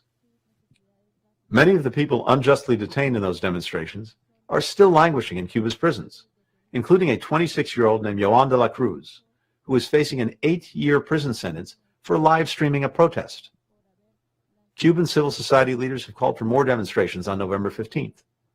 Every country in the hemisphere should send a clear message that people across the Americas, including in Cuba, have a right to peacefully assemble and express their opinions. In Venezuela, the Maduro regime continues to deny people's right to choose their own leaders. The United States supports a negotiated solution that leads to free and fair elections, as well as the restoration of the rule of law, respect for human rights, and addressing people's vital humanitarian needs. And we call for the immediate release of all U.S. citizens wrongfully detained in Venezuela. But it would be a mistake to think the only places we need to focus on renewal are in the region's closed governments. We've watched with alarm as some democratically elected governments have used the powers of state to undermine democratic institutions from within and curtail fundamental freedoms, arbitrarily removing judges and prosecutors to evade accountability, using tax authorities to intimidate journalists and political opponents, paying troll farms to drown out and threaten their critics on social media. And we've seen, including in the United States, just how fragile democracy can be. That's why every democracy in the region must shore up its foundations. We can do that by bolstering independent institutions and the judges, prosecutors, journalists, and civil society leaders who make them strong. We can invest in election monitoring, which not only ensures the integrity of elections, but strengthens citizens' trust in their outcomes. The OAS Department of Electoral Cooperation and Observation has played an essential role in providing independent, credible monitoring across the region. We expect its monitors to play that role in Honduras' elections on November 28th, and in Haiti, when a Haitian-led process to restore the country's democratic institutions makes elections possible. And we can continue to strengthen the Inter-American Commission on Human Rights. I'd be remiss if I didn't express my adamant support for the candidate we've nominated, Professor Alexandra Huneeus, whose deep knowledge and experience would be a tremendous asset for the Commission. The third area where we can renew our commitment to democracy is by tackling the chronic economic and social problems that people across the region face in their daily lives. Widespread corruption, rampant violence, unequal access to social services and to opportunities. On corruption, that means looking across the region to find the most effective anti-corruption efforts and disseminate them, closing the weak links in our interconnected system, which corrupt actors are adept at exploiting, and enhancing the capacity and tools of journalists, anti-corruption campaigners, businesses, and other partners. On strengthening civilian security, we must complement our long-standing investments in training and equipping the security forces with more ambitious efforts to address the root causes of the region's rampant violence. That includes expanding economic opportunity for underserved populations who may be drawn to illicit activity because they feel they have no other options, reducing demand in the United States that's fueling much of the region's illicit activity, and supporting community-based violence prevention programs. We also have to invest in programs and policies that will make a real difference in the lives of working and low-income families, whether that's bolstering labor standards, expanding access to adequate education and health, or providing more inclusive opportunities in areas like building the next generation of sustainable infrastructure, which is so crucial to addressing the climate crisis. And we have to do it in a way that's transparent, that empowers local communities rather than miring them in debt, that's sustainable rather than extractive, and that respects human rights. A few weeks ago, I traveled to Ecuador and Colombia. In Quito, I gave a speech on how democracy can better deliver in the Americas. Afterward, a young woman named Fernanda Paragauchi rose to ask a question. She had made a long journey from her rural indigenous community in Imbabura province to attend the speech. Fernanda talked about how she benefited from opportunities that had been closed off to past generations, such as the chance to study at a university, which had in turn made her a better advocate for her community. And she wanted to know what governments like ours were going to do to close enduring gaps in areas like education and opportunities for women. She said, and I quote, "I'm a young person who believes that pursuing your dreams has no limits, because dreams are yours alone and nobody can take them away." And this, as much as anything else, is why I'm optimistic about our capacity to renew democracy in our hemisphere. Not only because we can deliver for people in times of crisis, strengthen our institutions and stand with people demanding democracy and human rights, and tackle enduring problems like corruption and violence, but because democracy has a unique advantage. It will continue to empower committed young leaders like Fernanda, who will demand we do better, who will dedicate their lives to making our system stronger, and who are determined not to let anyone stand in the way of their dreams. Thank you for listening. Thank you very much. The Secretary of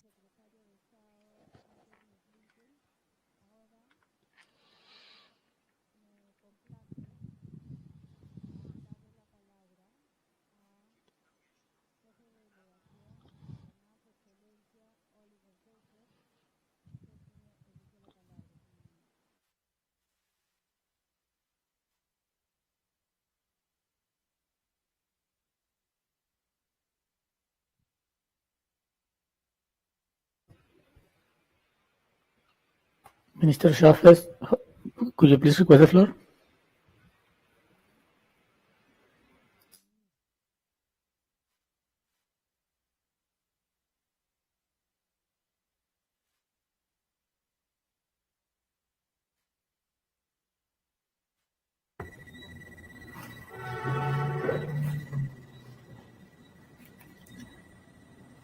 Excellency, Pedro Bolo, Minister of Foreign Affairs of Guatemala, colleague ministers of Foreign Affairs, ambassadors and permanent representatives, Secretary General, Assistant Secretary General, representatives of inter-American agencies, ladies and gentlemen. Mr. President, I join other delegations who preceded me in congratulating you on your presiding over this regular session and extend best wishes to your government and people during this prolonged pandemic. Mr. President, we welcome the simplicity of expression of the theme for this General Assembly, for a renewed Americas. If it's one thing this pandemic has taught us, is that we are all interdependent. And as the OAS, if we work together, we can bring benefits to the people of the Americas. My delegation is grateful for the scope that this team affords us to discuss the work and engagement that will determine the prudent action we must take to address the issues that affect our strength as a hemispheric group. The team provides the basis for member states to address our priorities and challenges.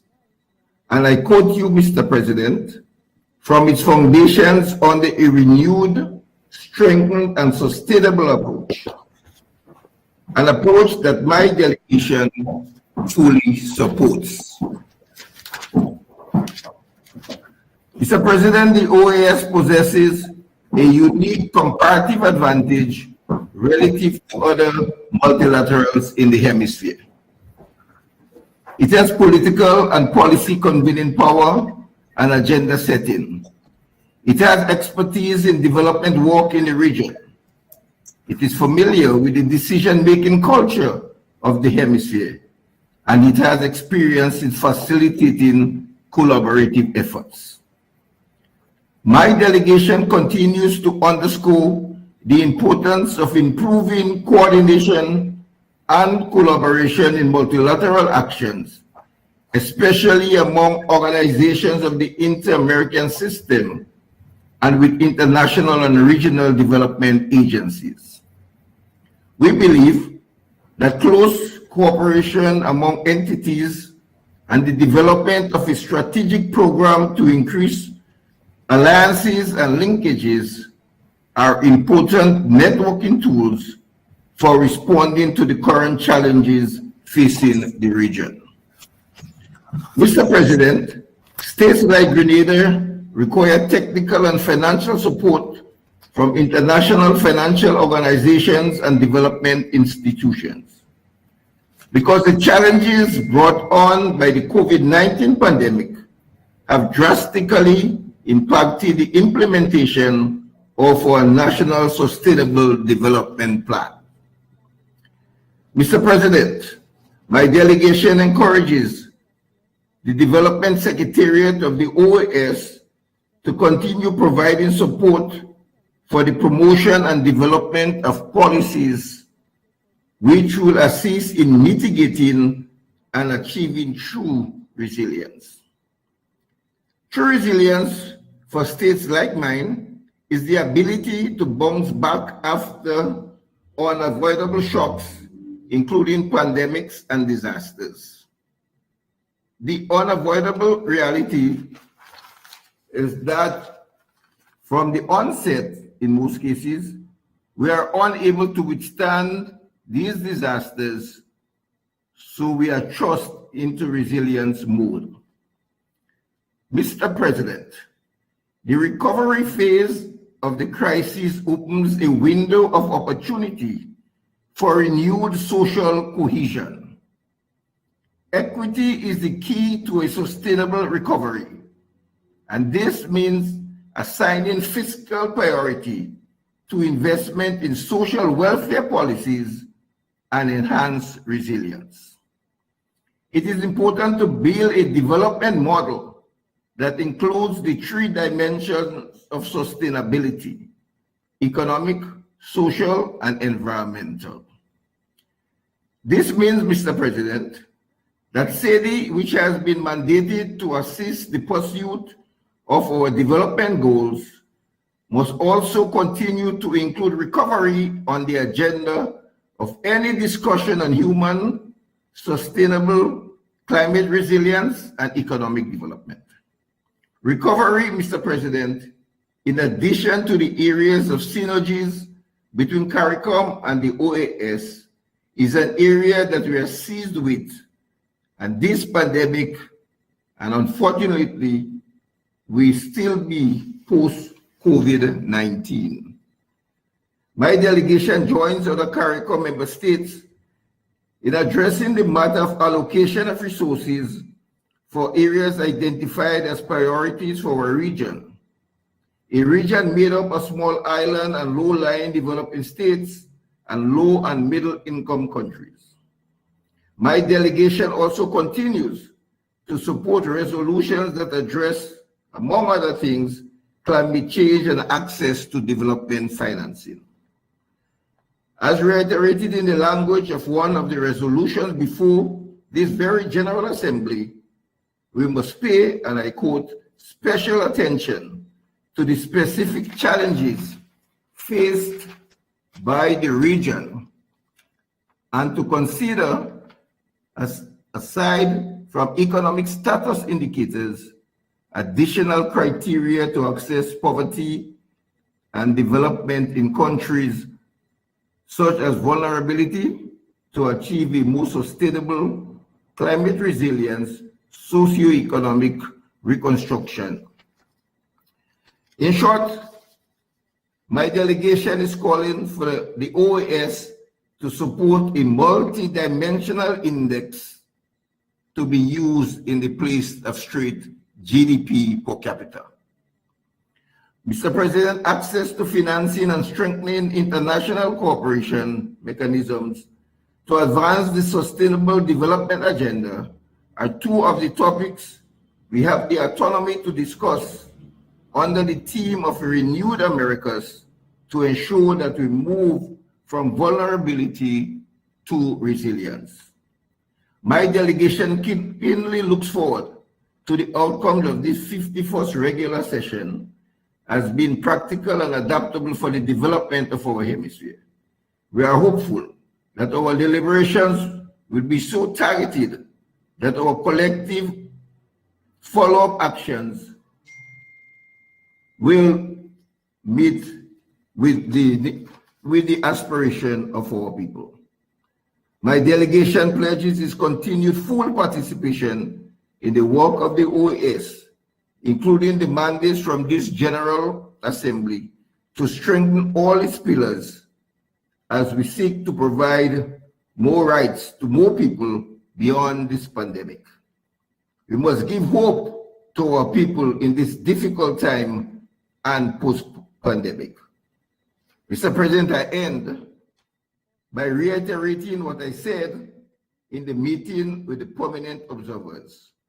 We must focus on poverty and equity in moving forward in order to address the needs of our hemisphere. I thank you. Thank you very much, Minister Joseph of Grenada. Now the distinguished representative of Guatemala has the floor.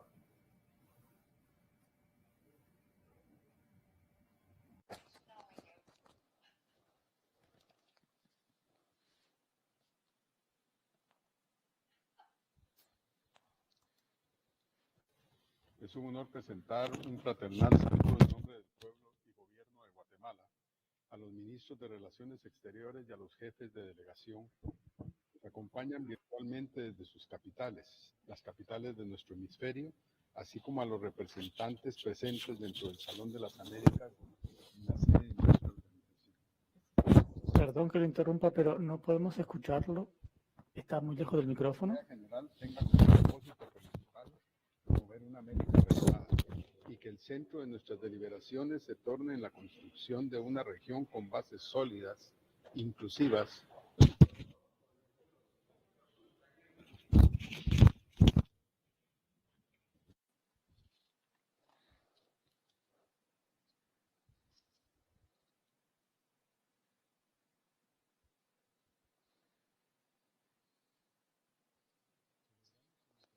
We pleased that the General Assembly has as its main purpose to promote a renewed America, and that our discussion will lead to creating a solid, inclusive, and sustainable region. We recognize the OAS as the proper platform to reach these goals. 2 years after the COVID-19 pandemic began, our countries have now thought about the grave impact caused by, that it has caused on the population. We now need to work in a comprehensive manner, have equitable access to vaccinations to immunize most of the population, and to bring about social, economic, and social well-being.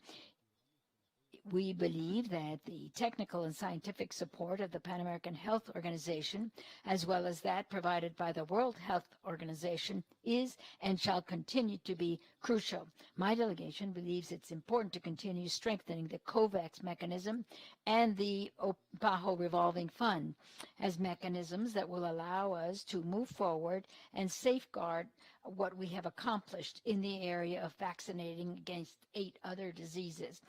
Please keep in mind that the region of the Americas was the first in the world to eliminate measles, rubella, and to be declared free of polio. Mr. President, in each opportunity we have spoken at this organization, we have spoken about the need to address the most significant challenges of our region, such as countering the effect of climate change and to reduce disasters, food security, and nutritional security, as well as eradicating poverty. And we therefore need to renew our commitment to move towards genuine, sustainable, and comprehensive development in the Americas. As to the response to natural disasters, we must keep in mind that in different latitudes of our hemisphere, they're constantly having to rebuild and recover. We highly value, as member states, that we should adopt the draft resolution strengthening the role of the organization in developing resilience towards hemispheric disasters.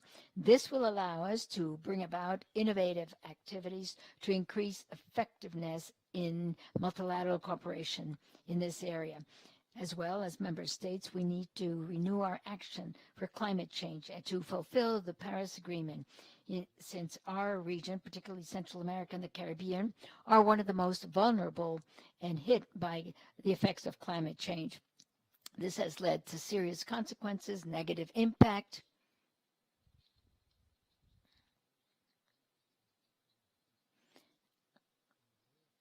The OAS can complement the global efforts that are being made at the moment at the COP26 in Glasgow. Another problem affecting development is food insecurity and malnutrition.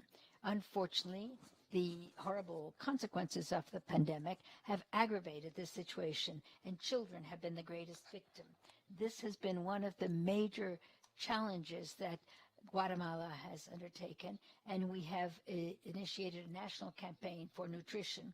We reiterate the importance of the concerns expressed in the resolution, challenges for food and nutritional insecurity in the Americas, in the view of the COVID-19 pandemic.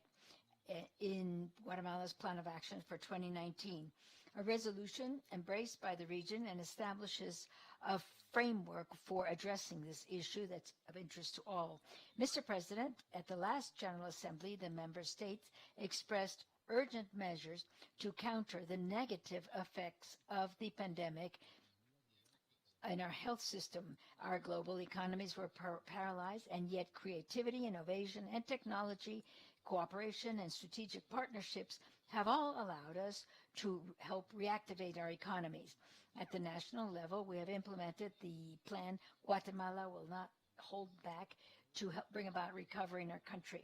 It is an effort to attract strategic investment, to seek new markets, to encourage trade, and to create new opportunities using tools that will strengthen SMEs. Guatemala believes in a region of solidarity, promoting international cooperation to support migrant persons in their country of origin, transit, destination, and return, and those people who request refuge and asylum, to increase humanitarian assistance and development, as well as their integration in the socioeconomic environment. That has been our goal, and that's what has driven us in chairing on a pro tem basis the integral framework for migrant solutions. I also would like to thank the members of this organization for the trust placed in Guatemala in chairing the Committee on Hemispheric Security of the OAS during the 2021 term. Guatemala considers that it's essential for states in this hemisphere to continue strengthening the inter-American human rights system, and we would like to undertake joint proactive actions that will allow us to coordinate our efforts in this area. Mr. Heads of Delegation, in this assembly, we're celebrating the 20 years of the establishment of the Inter-American Democratic Charter, which leads us to think about the need to protect and strongly reconfirm the principles and values of representative democracy. It is with this spirit of solidarity that I express concern for the situation that exists in the Bolivarian Republic of Venezuela, and I invite member states of this organization to increase their political and democratic effort for negotiation and dialogue in that country. Guatemala also would like to express concern for the manner in which the presidential and legislative elections took place in Nicaragua on 7 September last, and regrets that the conditions for free, fair elections based on universal, free, and secret ballot did not take place, respecting human rights. And finally, Guatemala would like to reiterate its commitment to keep up its dialogue with police, to carry out and respect the framework on confidence building. We would like to work together with them, with the support of the OAS, in trying to find solutions to the challenges that are common to both countries. We also would like to thank each one of the delegations and OAS officials for their commitment to organizing this meeting, and we congratulate the leadership of the Secretary General, Luis Almagro. Thank you very much. Thank you, Mr. Vice Minister, Mr. Ramiro Martinez. His Excellency Hugh Todd, the floor is yours.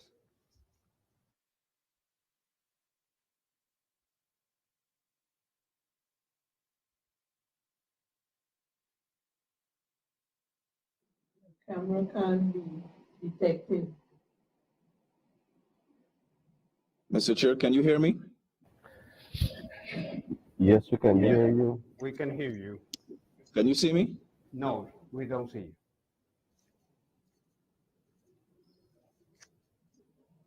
Just give me a second, please. Of course.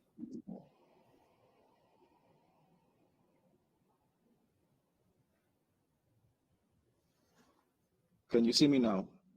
No, not yet. We may be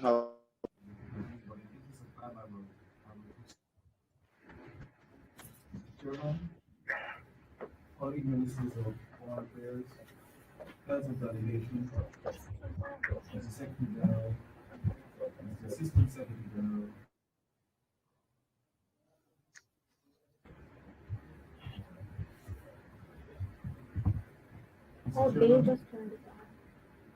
colleague ministers of foreign affairs, heads of delegation, Mr. Secretary General. We still can't see you and we don't hear you very well. Maybe could you please refresh your browser and request the floor again? Just tell them we will do it.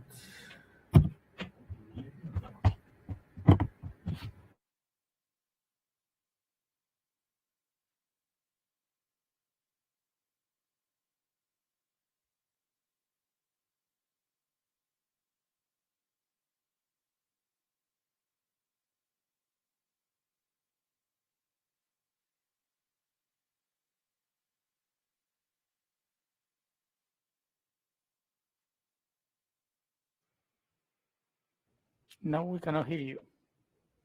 We can see you, but we cannot hear you.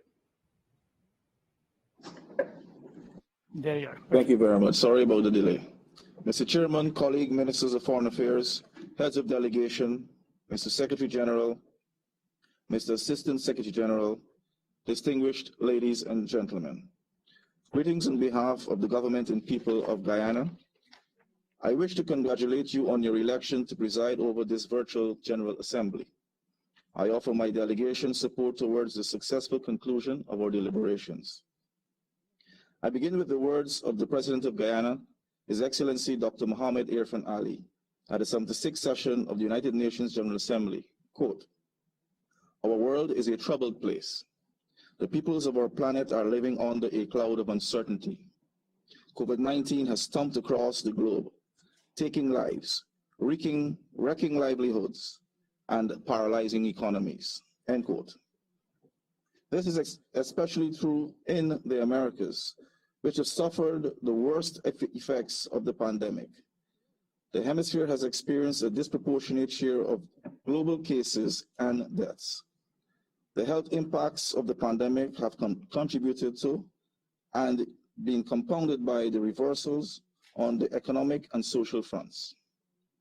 Increased inequality, higher levels of poverty, heavier debt burdens, setbacks in education of our children, and greater food insecurity are part of the sequel of impacts that must be addressed as hemispheric priorities. The theme chosen by the government of Guatemala is therefore timely. Addressing the challenges exacerbated by the pandemic and fostering a sustainable, equitable, and resilient recovery is critical for the future of the Americas. Mr. Chair, our immediate task is to arrest the ravages of the pandemic. Vaccine equity and solidarity are imperative in this undertaking. PAHO WHO has indicated that the region is broadly on track to achieve 40% vaccine coverage in every country, with some exceptions by the end of this year. However, we must intensify efforts to increase the rate of vaccine coverage in our hemisphere and ensure that no country is left behind. Guyana welcomed the COVID-19 summit convened by President Joseph Biden and looks forward to the rest of the world, of the developing world, to the fulfillment of pledges made. Our hemisphere will not flourish or be differentiated responsibilities to renew their commitment to the planet and future generations. Guyana's low-carbon development strategy is our country's flagship vehicle for mitigating and adapting to climate change and for confronting the global climate action. And for contributing to global climate action. Mr. Chair, post-COVID recovery is an enduring concern for all economies. The recently issued World Bank semi-annual report on Latin America and the Caribbean region entitled Recovering Growth, Rebuilding Dynamic Post-COVID Economies Amid Fiscal Constraints is a call to action. The report notes that the scars from the COVID-19 crisis will take years to fade if countries in Latin America and the Caribbean do not take immediate steps to boost a lackluster recovery from the pandemic, with poverty now at its highest levels in decades. Many of the countries lack the fiscal space and financial resources to respond to the scale and magnitude of the multiple crises confronting the region. Moreover, the projected 6.3% growth in 2021 will not completely reverse the 6.7% contraction last year. The support of development partners will be crucial in enabling a sustainable and resilient recovery and facilitating a transformative and green transition. Mr. Chair, Guyana values multilateralism and the role of the OAS as the premier regional organization for constructive dialogue and cooperation. We reaffirm our commitment to the 4 pillars of the OAS: democracy, human rights, integral development, and multidimensional security. In the same vein, Guyana recognizes the need for this organization to be fit for purpose and for necessary restructuring of the organization to better respond to the challenges of the present and the future. Finally, Mr. Chair, Excellencies, in this 21st century year of the adoption of the Inter-American Democratic Charter, I reaffirm Guyana's abiding commitment to democracy and the rule of law, to safeguarding human rights and fundamental freedoms, to respecting the will of the people. I record once again my delegation's sincere appreciation to the organization for the support provided to Guyana during last year's electoral stalemate, resulting in the will of the Guyanese people being respected and democracy and the rule of law triumphing. Recognizing the integral link between democracy and development, we are similarly appreciative of the support extended to CARICOM in implementation of the framework strategy document, from vulnerability to resilience, as well as the Secretary General's advocacy of a new development partnership for CARICOM members with international financial institutions in Washington and other development partners. I thank you. Thank you very much for your words, His Excellency. It's my pleasure to give the floor to the Chief of Delegation of Haiti, His Excellency Claude Joseph.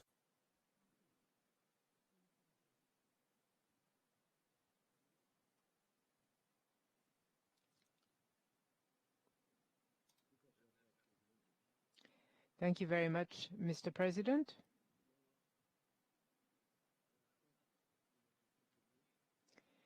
In the absence of our foreign minister, I will be presenting the text he was going to read at the General Assembly. Mr. President, Mr. Secretary General of the Organization of American States, Assistant Secretary General, ladies and gentlemen, heads of delegation, distinguished delegates, all. Let me begin by congratulating the President for his election to lead this 51st regular session of the General Assembly of the OAS, and also I would like to congratulate all the members of the head table. And in particular, I would like to thank Mr. Luis Almagro, the Secretary General, who has conducted excellent work in pro of the democracy in our region, which has led to his re-election to the office.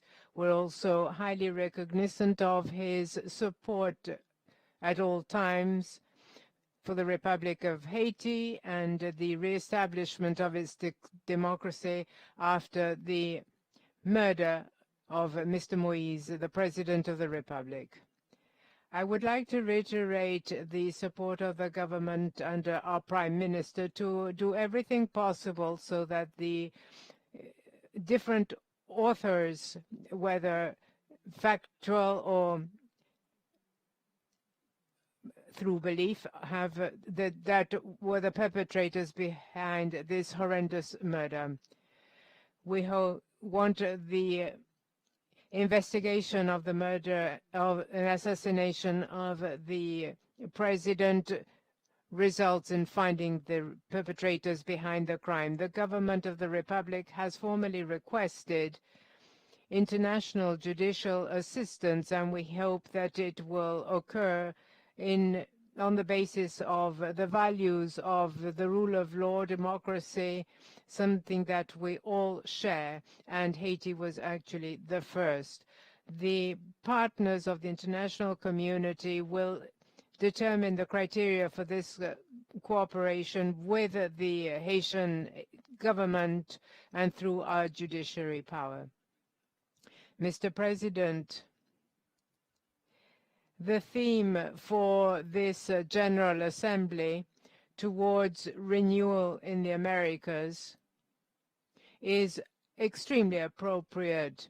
We have the pandemic COVID-19, and there are exacerbated natural disasters due to climate change. They force us to look truly at coordination and adapt strategies appropriately.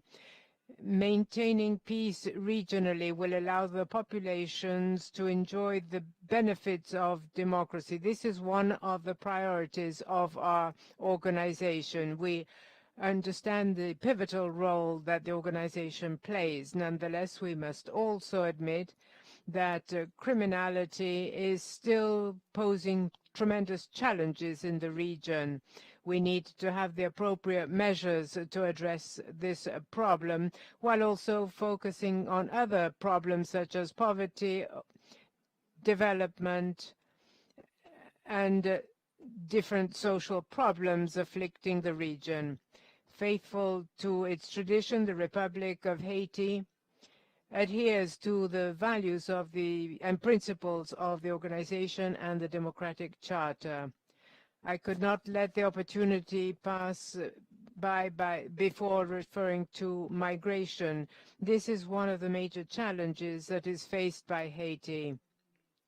The problems presented to our countries applies to all levels of migration. And there are many challenges posed to the countries in the region. What we seek is that it be dealt with a minimum level of humanity according to the rules and principles enshrined in the different mechanisms having to do with human rights. It's a complex problem that deserves attention of all, country of origin and country of reception likewise, and the region as a whole. Mr. President, the health crisis caused by COVID-19 has serious socioeconomic consequences globally and regionally. We need to find solutions to the problem and all the problems it has caused, such as unemployment and malnutrition. After the assassination of the president, the prime minister took over the administration. All of this has exacerbated the political, economic, and social problems that Haiti has been facing for so many years. So we have also the scourge of kidnapping that is afflicting our population and asphyxiating the citizens. So the government right now has set as its priority to quieten the socio-political situation and to have inclusive policies, and that all players may have a chance. Achieving consensus with the participation of all the political parties will be the way forward. We have to eliminate kidnapping, improve security, and favor our population, especially the ones most marginalized. We need to have free, transparent election as soon as possible to renew the political body and be able to reinforce our institutions. We call upon the understanding of the international community to elect a new administration and help Haiti to overcome its challenges and achieve its goals. Thank you very much. For your message. Es grato ofrecer la palabra al I now offer the floor to the head of delegation of Honduras, Excellency Foreign Minister Lisandro Rosales. Good afternoon.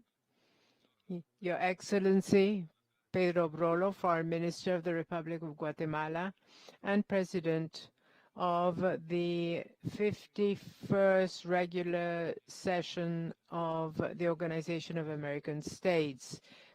Ministers of Foreign Affairs, heads of delegation of member states of the OAS, His Excellency Luis Almagro, Secretary General of the OAS, His Excellency Nestor Mendes, Assistant Secretary General, and representatives of observers to the OAS. Let me begin by expressing our condolences to Ambassador Timothy Spencer, permanent representative of Trinidad and Tobago, for the recent death of Ambassador Christopher Thomas. Representing Foreign Minister Lisandro Rosales, I convey greetings to the President, Secretary General, Assistant Secretary General, and all the participants of this General Assembly, which we greet Guatemala and the General Secretariat and thank them for preparing and successfully conducting this session. Since the start of Republican life, the states who make up the American continent have shared in promoting the defense of the hemisphere. In order to achieve this goal, the new republics adopted the initiative of proposing an international order underpinned on principles of sovereignty, promotion of basic rights, and peaceful coexistence. Challenges have evolved, however, and today we are facing major challenges that jeopardize not only our continent but the entire planet. Many of us here present have just come back from the global climate meeting that took place in Glasgow, Scotland. Alarms were sounded as to the future of humanity, and it is appropriate that this topic appears prominently on the agenda of this General Assembly, as we must coordinate our contributions as individual states and as a collective grouping. And each member state has a role to play according to their carbon footprint. And this organization's task is to coordinate those contributions and coordinate with the international community. The climate change effects are already at our doors. Let us not forget that climate change puts at risk the survival of Caribbean island states and others in the region, and these account for a substantial number of member states of this organization, and we express our solidarity to them. Honduras, having both oceans and having archipelagos on both sides, we live ourselves this threat of the increasing sea levels. Honduras, in addition, is one of the most vulnerable countries on the globe. Climate change is a priority topic for our country and is currently one of the main causes for human displacement, despite low levels of contributions to the greenhouse gases. In the continent, there is major cultural, political, and social diversity, and among other things, this has turned into a very rich source of governments that represent our countries. But regardless of political diversity, we all share the direction of democracy, to pointing to democratic governments where the people are sovereign. On this basis, we express solidarity to the peoples of the continent fighting in order to retain alive these principles. For Honduras, our people and our government, the United Nations and the OAS, which is a regional organization, are the logical place in order to undertake these efforts, focusing on peace based on democracy, independence with dignity, cooperation with mutual respect, and economic progress with social justice. The agenda on the table today gives us an opportunity to turn these aspirations into a reality for the renewed America that we seek to achieve. We have taken important strides towards peace and development for our people. It's worth talking about the treaty between Nicaragua and Honduras in the Fonseca Gulf. Let us remember that on 18 November 1960, which was cause for a Washington agreement signed by the ministers of Nicaragua and Honduras in the framework of our organization. It is worth recalling that in this treaty, Nicaragua and Honduras reiterated their respect and abidance by the determination of the International Court of Justice, and without reserves have fulfilled the decrees and decisions of that was adopted by the United Nations in 1992 and again in 2007, showing to the world an example of respective international law and the Pacta Sunt Servanda principle. We hope that all states that enter into commitments to appear before the International Court of Justice will comply fully and in good faith the determinations of that tribunal to ensure the peace and harmonious living of their peoples. We have also created a development plan for several countries in the region to deepen the cooperation for development and migration so human mobility can become an option rather than an obligation. We requested technical support from the Economic Commission for Latin America and the Caribbean, ECLAC, to design and implement this initiative.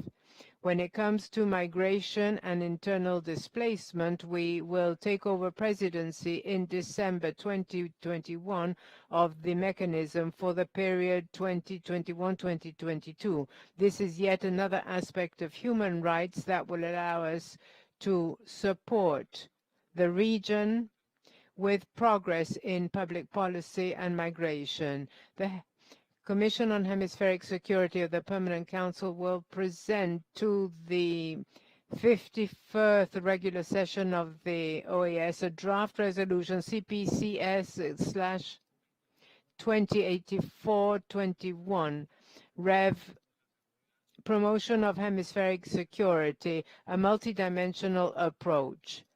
In this draft resolution, in the part having to do with public security, justice, prevention of crime, and the subletter E, penitentiaries and jails, paragraph 34-35, mention is done to Honduras's offer to chair the 5th meeting of responsible authorities of prisons and penitentiary policies that will take place. The mission of the Multidimensional Security Secretariat is to promote and coordinate cooperation between OAS member states and these with the Inter-American System and other international agencies to evaluate, prevent, and respond effectively to threats to security in order to be the benchmark in the hemisphere to develop cooperation and strengthen member states' capacities.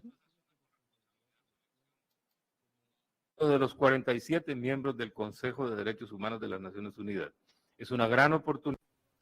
Honduras is pleased to participate actively within the heart of the OAS and will continue to do so in the context of the Council on the UN Human Rights Council. Within the OAS per se, Honduras holds the chair, currently vice chair rather, of the working group on the Protocol of San Salvador on the economic, social, cultural, and environmental rights. Honduras today has one of the most successful projects to address the issues of city women with over 634,000 users nationwide. Honduras in this regard is a pioneer in providing comprehensive support and care for women and working hand in hand with them to improve the conditions for life, for autonomy, economic conditions, prevention of violence, care for pregnant adolescents, sexual and reproductive health, community education, and related fields.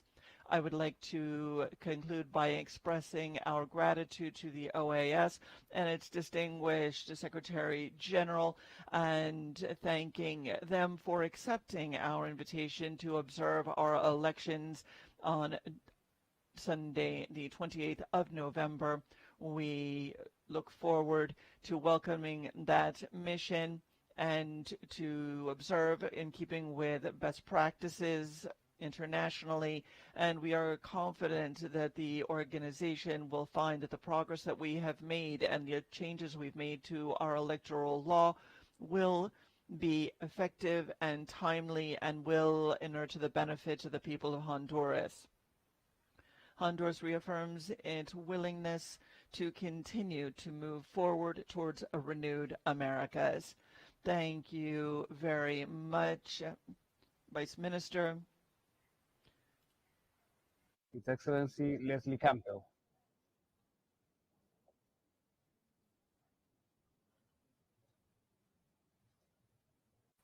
Jamaica, you have the floor.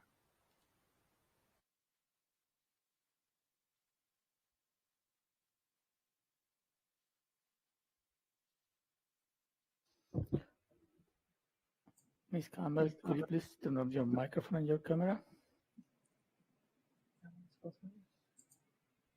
We can hear you. Very well. Okay. Mr. President, distinguished ministers of foreign affairs and heads of delegation, Secretary General, Assistant Secretary General, colleagues and heads of other distinguished members, Chair of the Permanent Council, ambassadors, permanent representatives to the Organization of American States, other distinguished guests, good evening. I'm delighted to extend warmest congratulations on your appointment as President of the 51st regular session of the OAS General Assembly, and to thank the government of Guatemala as host of this year's Assembly. Again, I extend appreciation to the Secretary General and Assistant Secretary General and the hard-working staff of the General Secretariat for their commitment to this organization and for the leadership and support provided throughout the year. Mr. President, we meet again under challenging circumstances precipitated by the COVID-19 pandemic, which continues to affect every aspect of life in our societies. As we assemble virtually for the second consecutive year to take stock, to analyze, and to reset the regional agenda for the coming year, we must move with even greater alacrity to address these challenges. The theme for this year's annual General Assembly, Towards Renewal in the Americas, puts into sharp focus the need for reshaping of our societies to move beyond current circumstances and to build back more resilient and inclusive societies for a stronger, more prosperous, and sustainable region. The global threat posed by the pandemic has also made it imperative for us to unite as a hemisphere under the banner of multilateralism. We are pleased that the breadth of bilateral and regional relationships have been leveraged to address access to vaccines. Though the challenges relating to vaccine access still remain of grave concern for several member states, we are grateful for the invaluable support provided by bilateral partners such as Canada, Colombia, China, the Dominican Republic, Germany, India, Japan, Korea, Mexico, Saudi Arabia, South Africa, Suriname, the United Kingdom, and the United States. The support by multilateral organizations working alongside our regional institutions also bolstered coordination, supplies, and delivery response. On behalf of the government and people of Jamaica, I express appreciation for the vaccine received under the COVAX facility and commend the tremendous work undertaken by organizations such as PAHO, CARPHA, and SEDIMA, as well as the interregional collaboration with African Medical Supplies Platform. In the case of Jamaica, the main challenge now faced relates to vaccine hesitancy, which we are working on assiduously to overcome. Other related challenges are vaccine utilization and the sharing of excess vaccines across the region.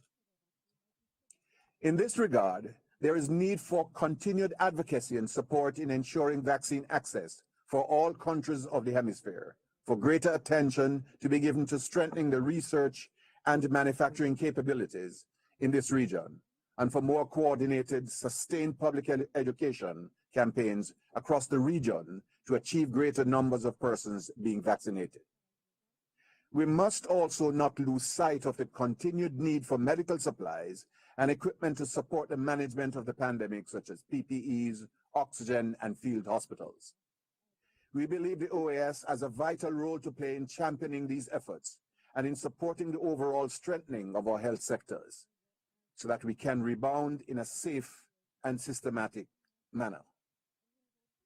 Mr. President, as we set our sights beyond the pandemic, we recognize that there will have to be renewed focus on sustainable development. An emphasis on resilience remains paramount in the rebuilding and recovery process. In this connection, Jamaica reaffirms its commitment to the implementation of the 2030 Agenda for Sustainable Development in tandem with our own Vision 2030 National Development Strategy.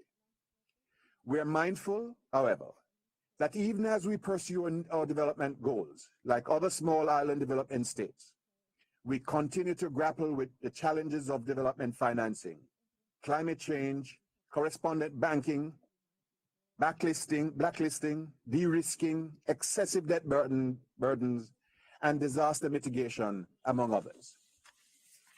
Non-traditional threats to stability are also a concern if we are to achieve desired levels of economic growth and development. Jamaica remains fully committed to a multidimensional approach to the critical issue of security and underscores its relevance to sustainable development. We endorse efforts to prohibit and eradicate illicit trade in small arms, light weapons, narco-trafficking, and the insidious scourge of human trafficking. We note that the 6-day work plan ambitiously calls for action in several critical areas, including border controls, money laundering, and cybersecurity, and commend the initiatives being undertaken within the ambit of the OAS in the area of multidimensional security. Jamaica looks forward to the further deepening of the collaboration with the OAS so as to ensure that our borders and societies remain secure. Mr. President, towards renewal must also be results-based and people-centered, with innovation, digitalization, connectivity, and diversification of our economies at the forefront. Additionally, our education and our healthcare systems must guarantee access to all so as to strengthen our resilience in mitigating the impact of future pandemics and in combating other existing health challenges, including non-communicable diseases. We are convinced that a rights-based approach with specific attention to the marginalized and persons in situations of vulnerability must also be at the forefront of the process. In that regard, gender equality and the ending of the dehumanizing forms of violence against women and girls are indispensable criteria for the reshaping of our societies. COP26 provided an opportunity for the global community to take stock and to accelerate momentum in advocating the climate change agenda. Beyond the climate conference, however, we must redouble our efforts in advancing funding for adaptation, mitigation, and loss and damage. There are countless opportunities for South-South cooperation and triangular cooperation to safeguard the future of our societies, in particular, those in small island developing states. As an hemisphere, we must be proactive in this regard. Mr. President, this year we commemorate the 20th anniversary of the adoption of the Inter-American Democratic Charter. As a country steeped in democratic traditions, Jamaica reiterates its commitment to the ideals and principles of the Charter. Democracy and human rights are inextricably linked to human, economic, and social development. Our OAS must continue to remain engaged in reinforcing integral development and the promotion of human rights. Colleagues, Jamaica continues to play an active role in this organization, including as the current chair of the Inter-American Council for Integral Development. Jamaica will also host the 6th meeting of ministers and higher authorities in science and technology from the 7th to the 8th of December 2021. We look forward to your participation and positive inputs so as to ensure a successful outcome of this high-level meeting. In closing, even as the pandemic continues to occupy our time and attention, we're also required to pay even more attention to the other issues which affect the quality of life of all our citizens. Our work must assist in enabling a brighter and more prosperous future for the peoples of the hemisphere, and more importantly, the future generations. thereby ensuring that no one is left behind. Please be assured of Jamaica's continued commitment towards this end. Mr. President, I thank you.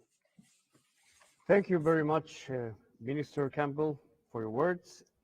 A continuación, me es grato.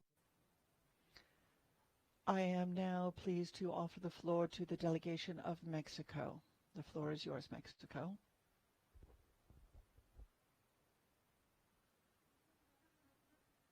Thank you very much, Chair.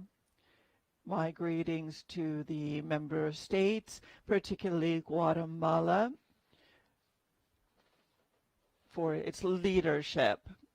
Mexico is participating in this General Assembly with the same concerns as last year, as we can see that the organization is grappling with the same challenges in moving forward with democratic institutions. The OAS today should be a point for dialogue and discussion and find a roadmap that allows us to identify regional challenges.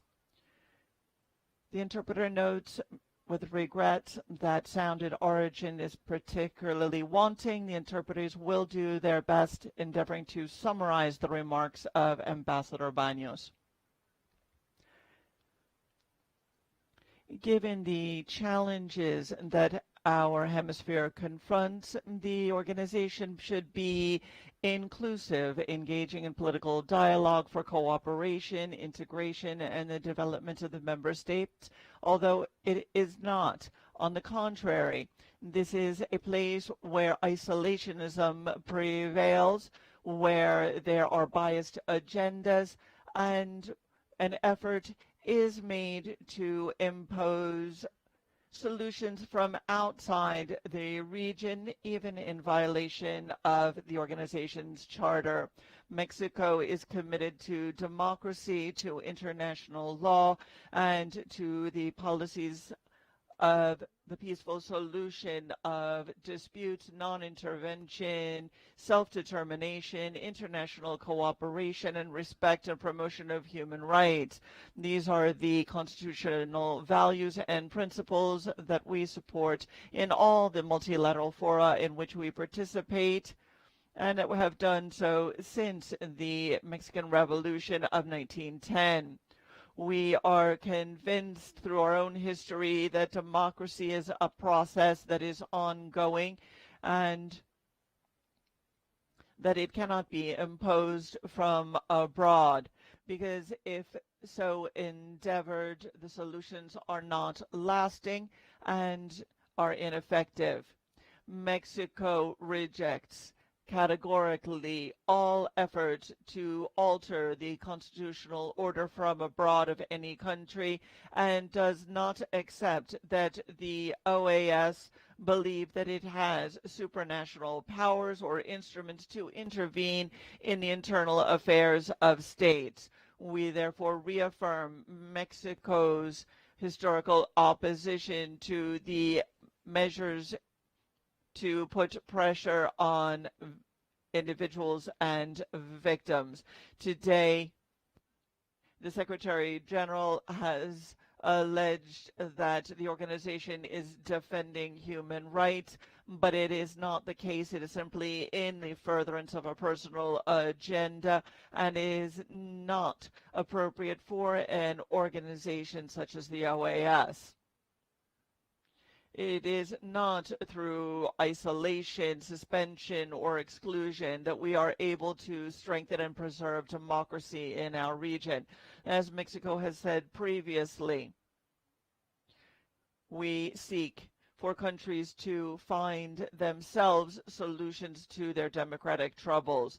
Today, the OAS is not complying with the means for which it was created. On the contrary, we see with concern that in recent years, the Office of the Secretary General has become an institution that seeks to get involved in the political and electoral realities of the countries of Latin America and the Caribbean, taking upon itself powers that it does not have. Mexico is concerned again with the actions of the Secretary General and regrets the 2 years of actions with regard to the Constitution and the intermission in Bolivia, the state of Bolivia, and the actions of the OAS in October 2019. The General Secretary had said that those elections were a closed case rather than acting in a responsible and transparent fashion. Within his biased actions, the Secretary General has alleged political intentions which affect individuals. Those who serve as Secretary General of the OAS should have an irreproachable action and have the talent and skills to reach agreements based on dialogue, negotiation, which are the core pillars of multilateralism. Therefore, we regret that the Secretary General has sought to use force and imposition rather than dialogue to build disagreements. We do not need a multilateral organization. The Secretary General again has sought to forward his personal agenda and priorities and ignore the true interests and needs of our peoples. This conduct is unacceptable. Mexico considers further unacceptable that the organization continues to comport itself in this fashion as if it were not a multilateral organization formed by sovereign states. We need an effort to ensure that we return to our shared ideals and objectives, where the principle of political dialogue and non-intervention are core concepts and are not sidelined or described as being inappropriate. Toward this end, we need a new political vision with social commitment and a shared responsibility among all players to ensure the attainment of our shared challenges, the construction of societies based on rights and well-being that will in effect help to protect our peoples from extreme poverty, injustice, and ensure their security. What Mexico proposes is to work together toward a greater social and political harmony among our countries in the spirit of unity and generating conditions that will enable us to grapple with the challenges that we confront, such as the pandemic, forced migration, organized crime, climate change, poverty, as well as strengthening respect for human rights without any sort of bias or discretional management. Multilateral organizations should be a place for shared challenges, not a place to expound upon expand our differences. The discourse documents and mandate of the majority are often ignored. We need to have a mechanism that truly supports the development of our region. Mexico hopes that the OAS will leave behind it its interventionist spirit and reach truly democratic accords, both internally and in its recommendations, and that it should serve as a tool for seeking solutions for the challenges faced by our peoples in daily life, an organization that is inclusive and respectful of sovereignty. It is time for a new relationship of harmony between states and a new relationship among the countries of the Americas based on solidarity, cooperation, legal equality, as is the core of multilateralism. Thank you. Thank you very much, Ambassador Baños, for your remarks. I am now pleased to recognize the head of delegation of Nicaragua, given time. And this will be the last set of remarks that we will hear today. Mr. Lutsky Danlisic, Minister, Advisor to the President of Nicaragua for Policy and International Affairs.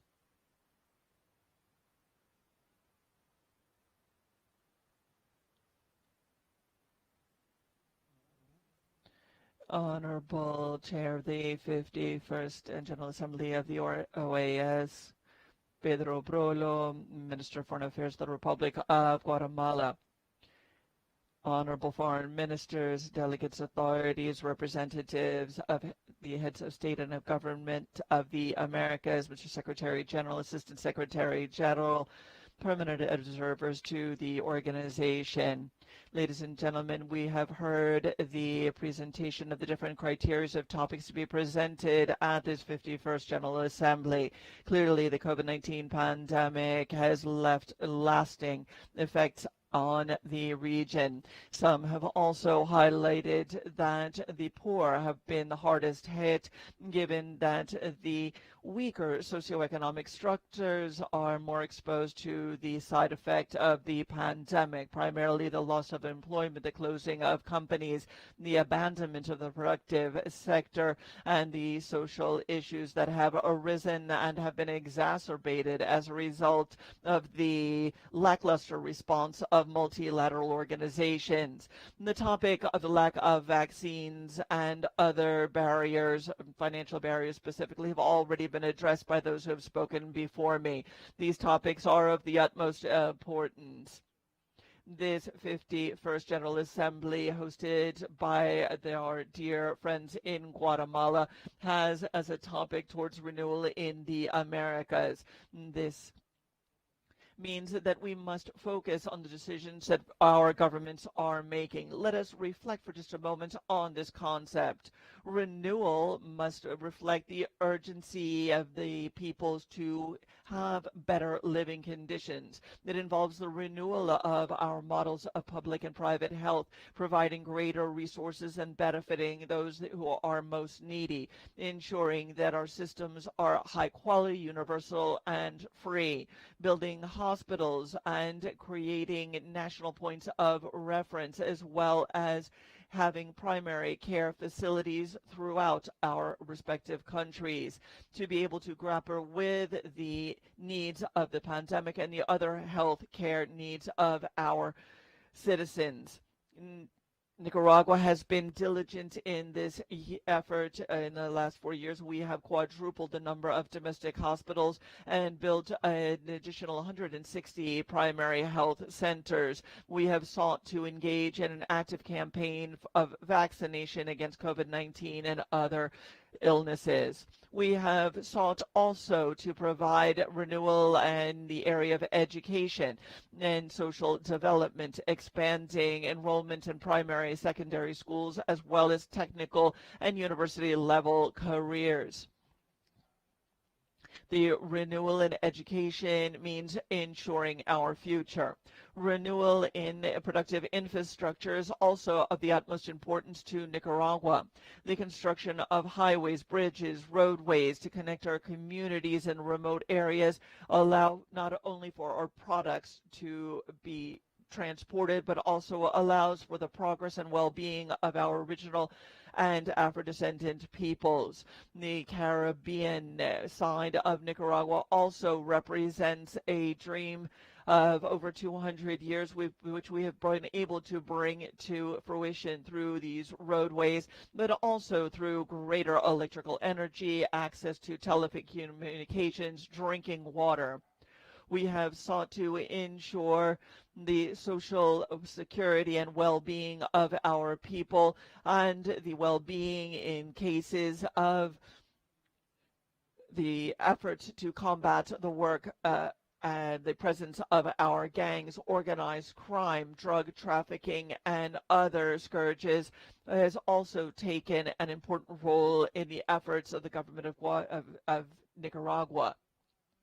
We have seen, therefore, renewal in a region that calls upon us to reinvent ourselves continuously, means a dynamic effort that is sustained and with an open mind to discuss with all sectors, everyone who promotes well-being in our country, for all those who seek to ensure that Nicaragua improves day by day its standard of living. As a result, the openness to all of our productive processes, social and political processes, also lead us to engage in debates in all of our institutions, at our local communities, in all of our indigenous territories, Afro-descendant areas, and in the framework of our discussions on the Caribbean coast.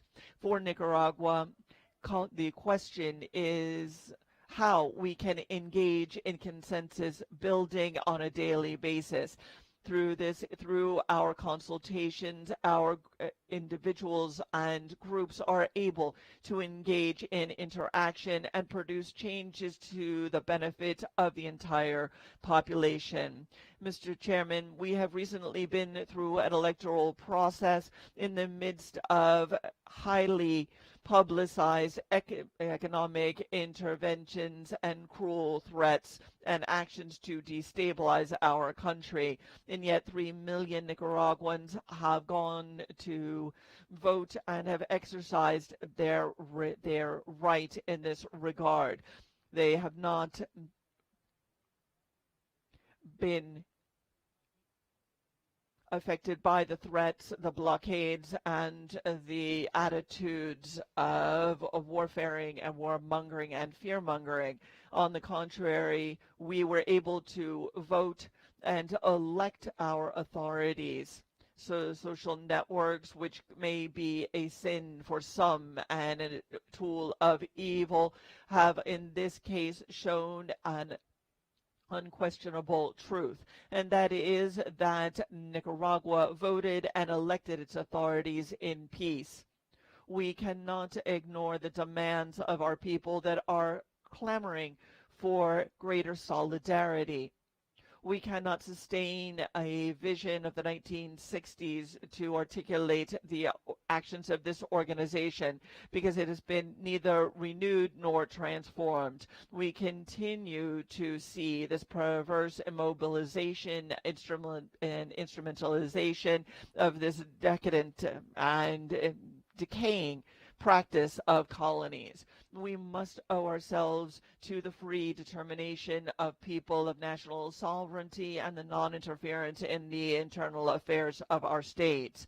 In this regard, we denounce the cruel and illegal blockade that affects our own system, but particularly the brother and sister people of Cuba, and the 8 attempts at coups in states through from 2002 and 2019. The practices that are the so-called de-risking, these coercive and unilateral actions undertaken by the members of this organization in fiscal jurisdictions that are non-cooperative, and that leads to their delisting of the financial systems, and that only serves to harm the economies of our countries. These are crimes against humanity. Mr. Chair, we also reiterate our solidarity with Sister Republic of the Bolivarian Republic of Venezuela, that with dignity continues to defend its revolution. We also condemn the participation of the electoral mission of the OAS in the coup d'etat against the plurinational state of Bolivia in 2019. We celebrate the history that has been celebrated in Nicaragua, and the responsibility and the agreement with the Republic of Honduras the 27th of October of this year, that allows us to establish firm borders between our countries, between the Caribbean and the Gulf of Fonseca. This is a victory that is unprecedented in our region. We also express our solidarity to the Republic of Argentina with regard to the sovereignty in their negotiations, and wish them the best in the dispute they have with Great Britain and the Republic of Northern Ireland. Thank you very much, ladies and gentlemen, representatives. Given the schedule of the General Assembly that was approved of this morning, I would like to propose that we suspend this agenda, and for today I would therefore propose that we take note of the remarks made today and that they be included in the corresponding minutes of this session.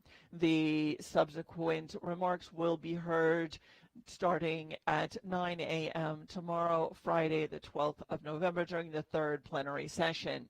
Thank you very much. We are adjourned.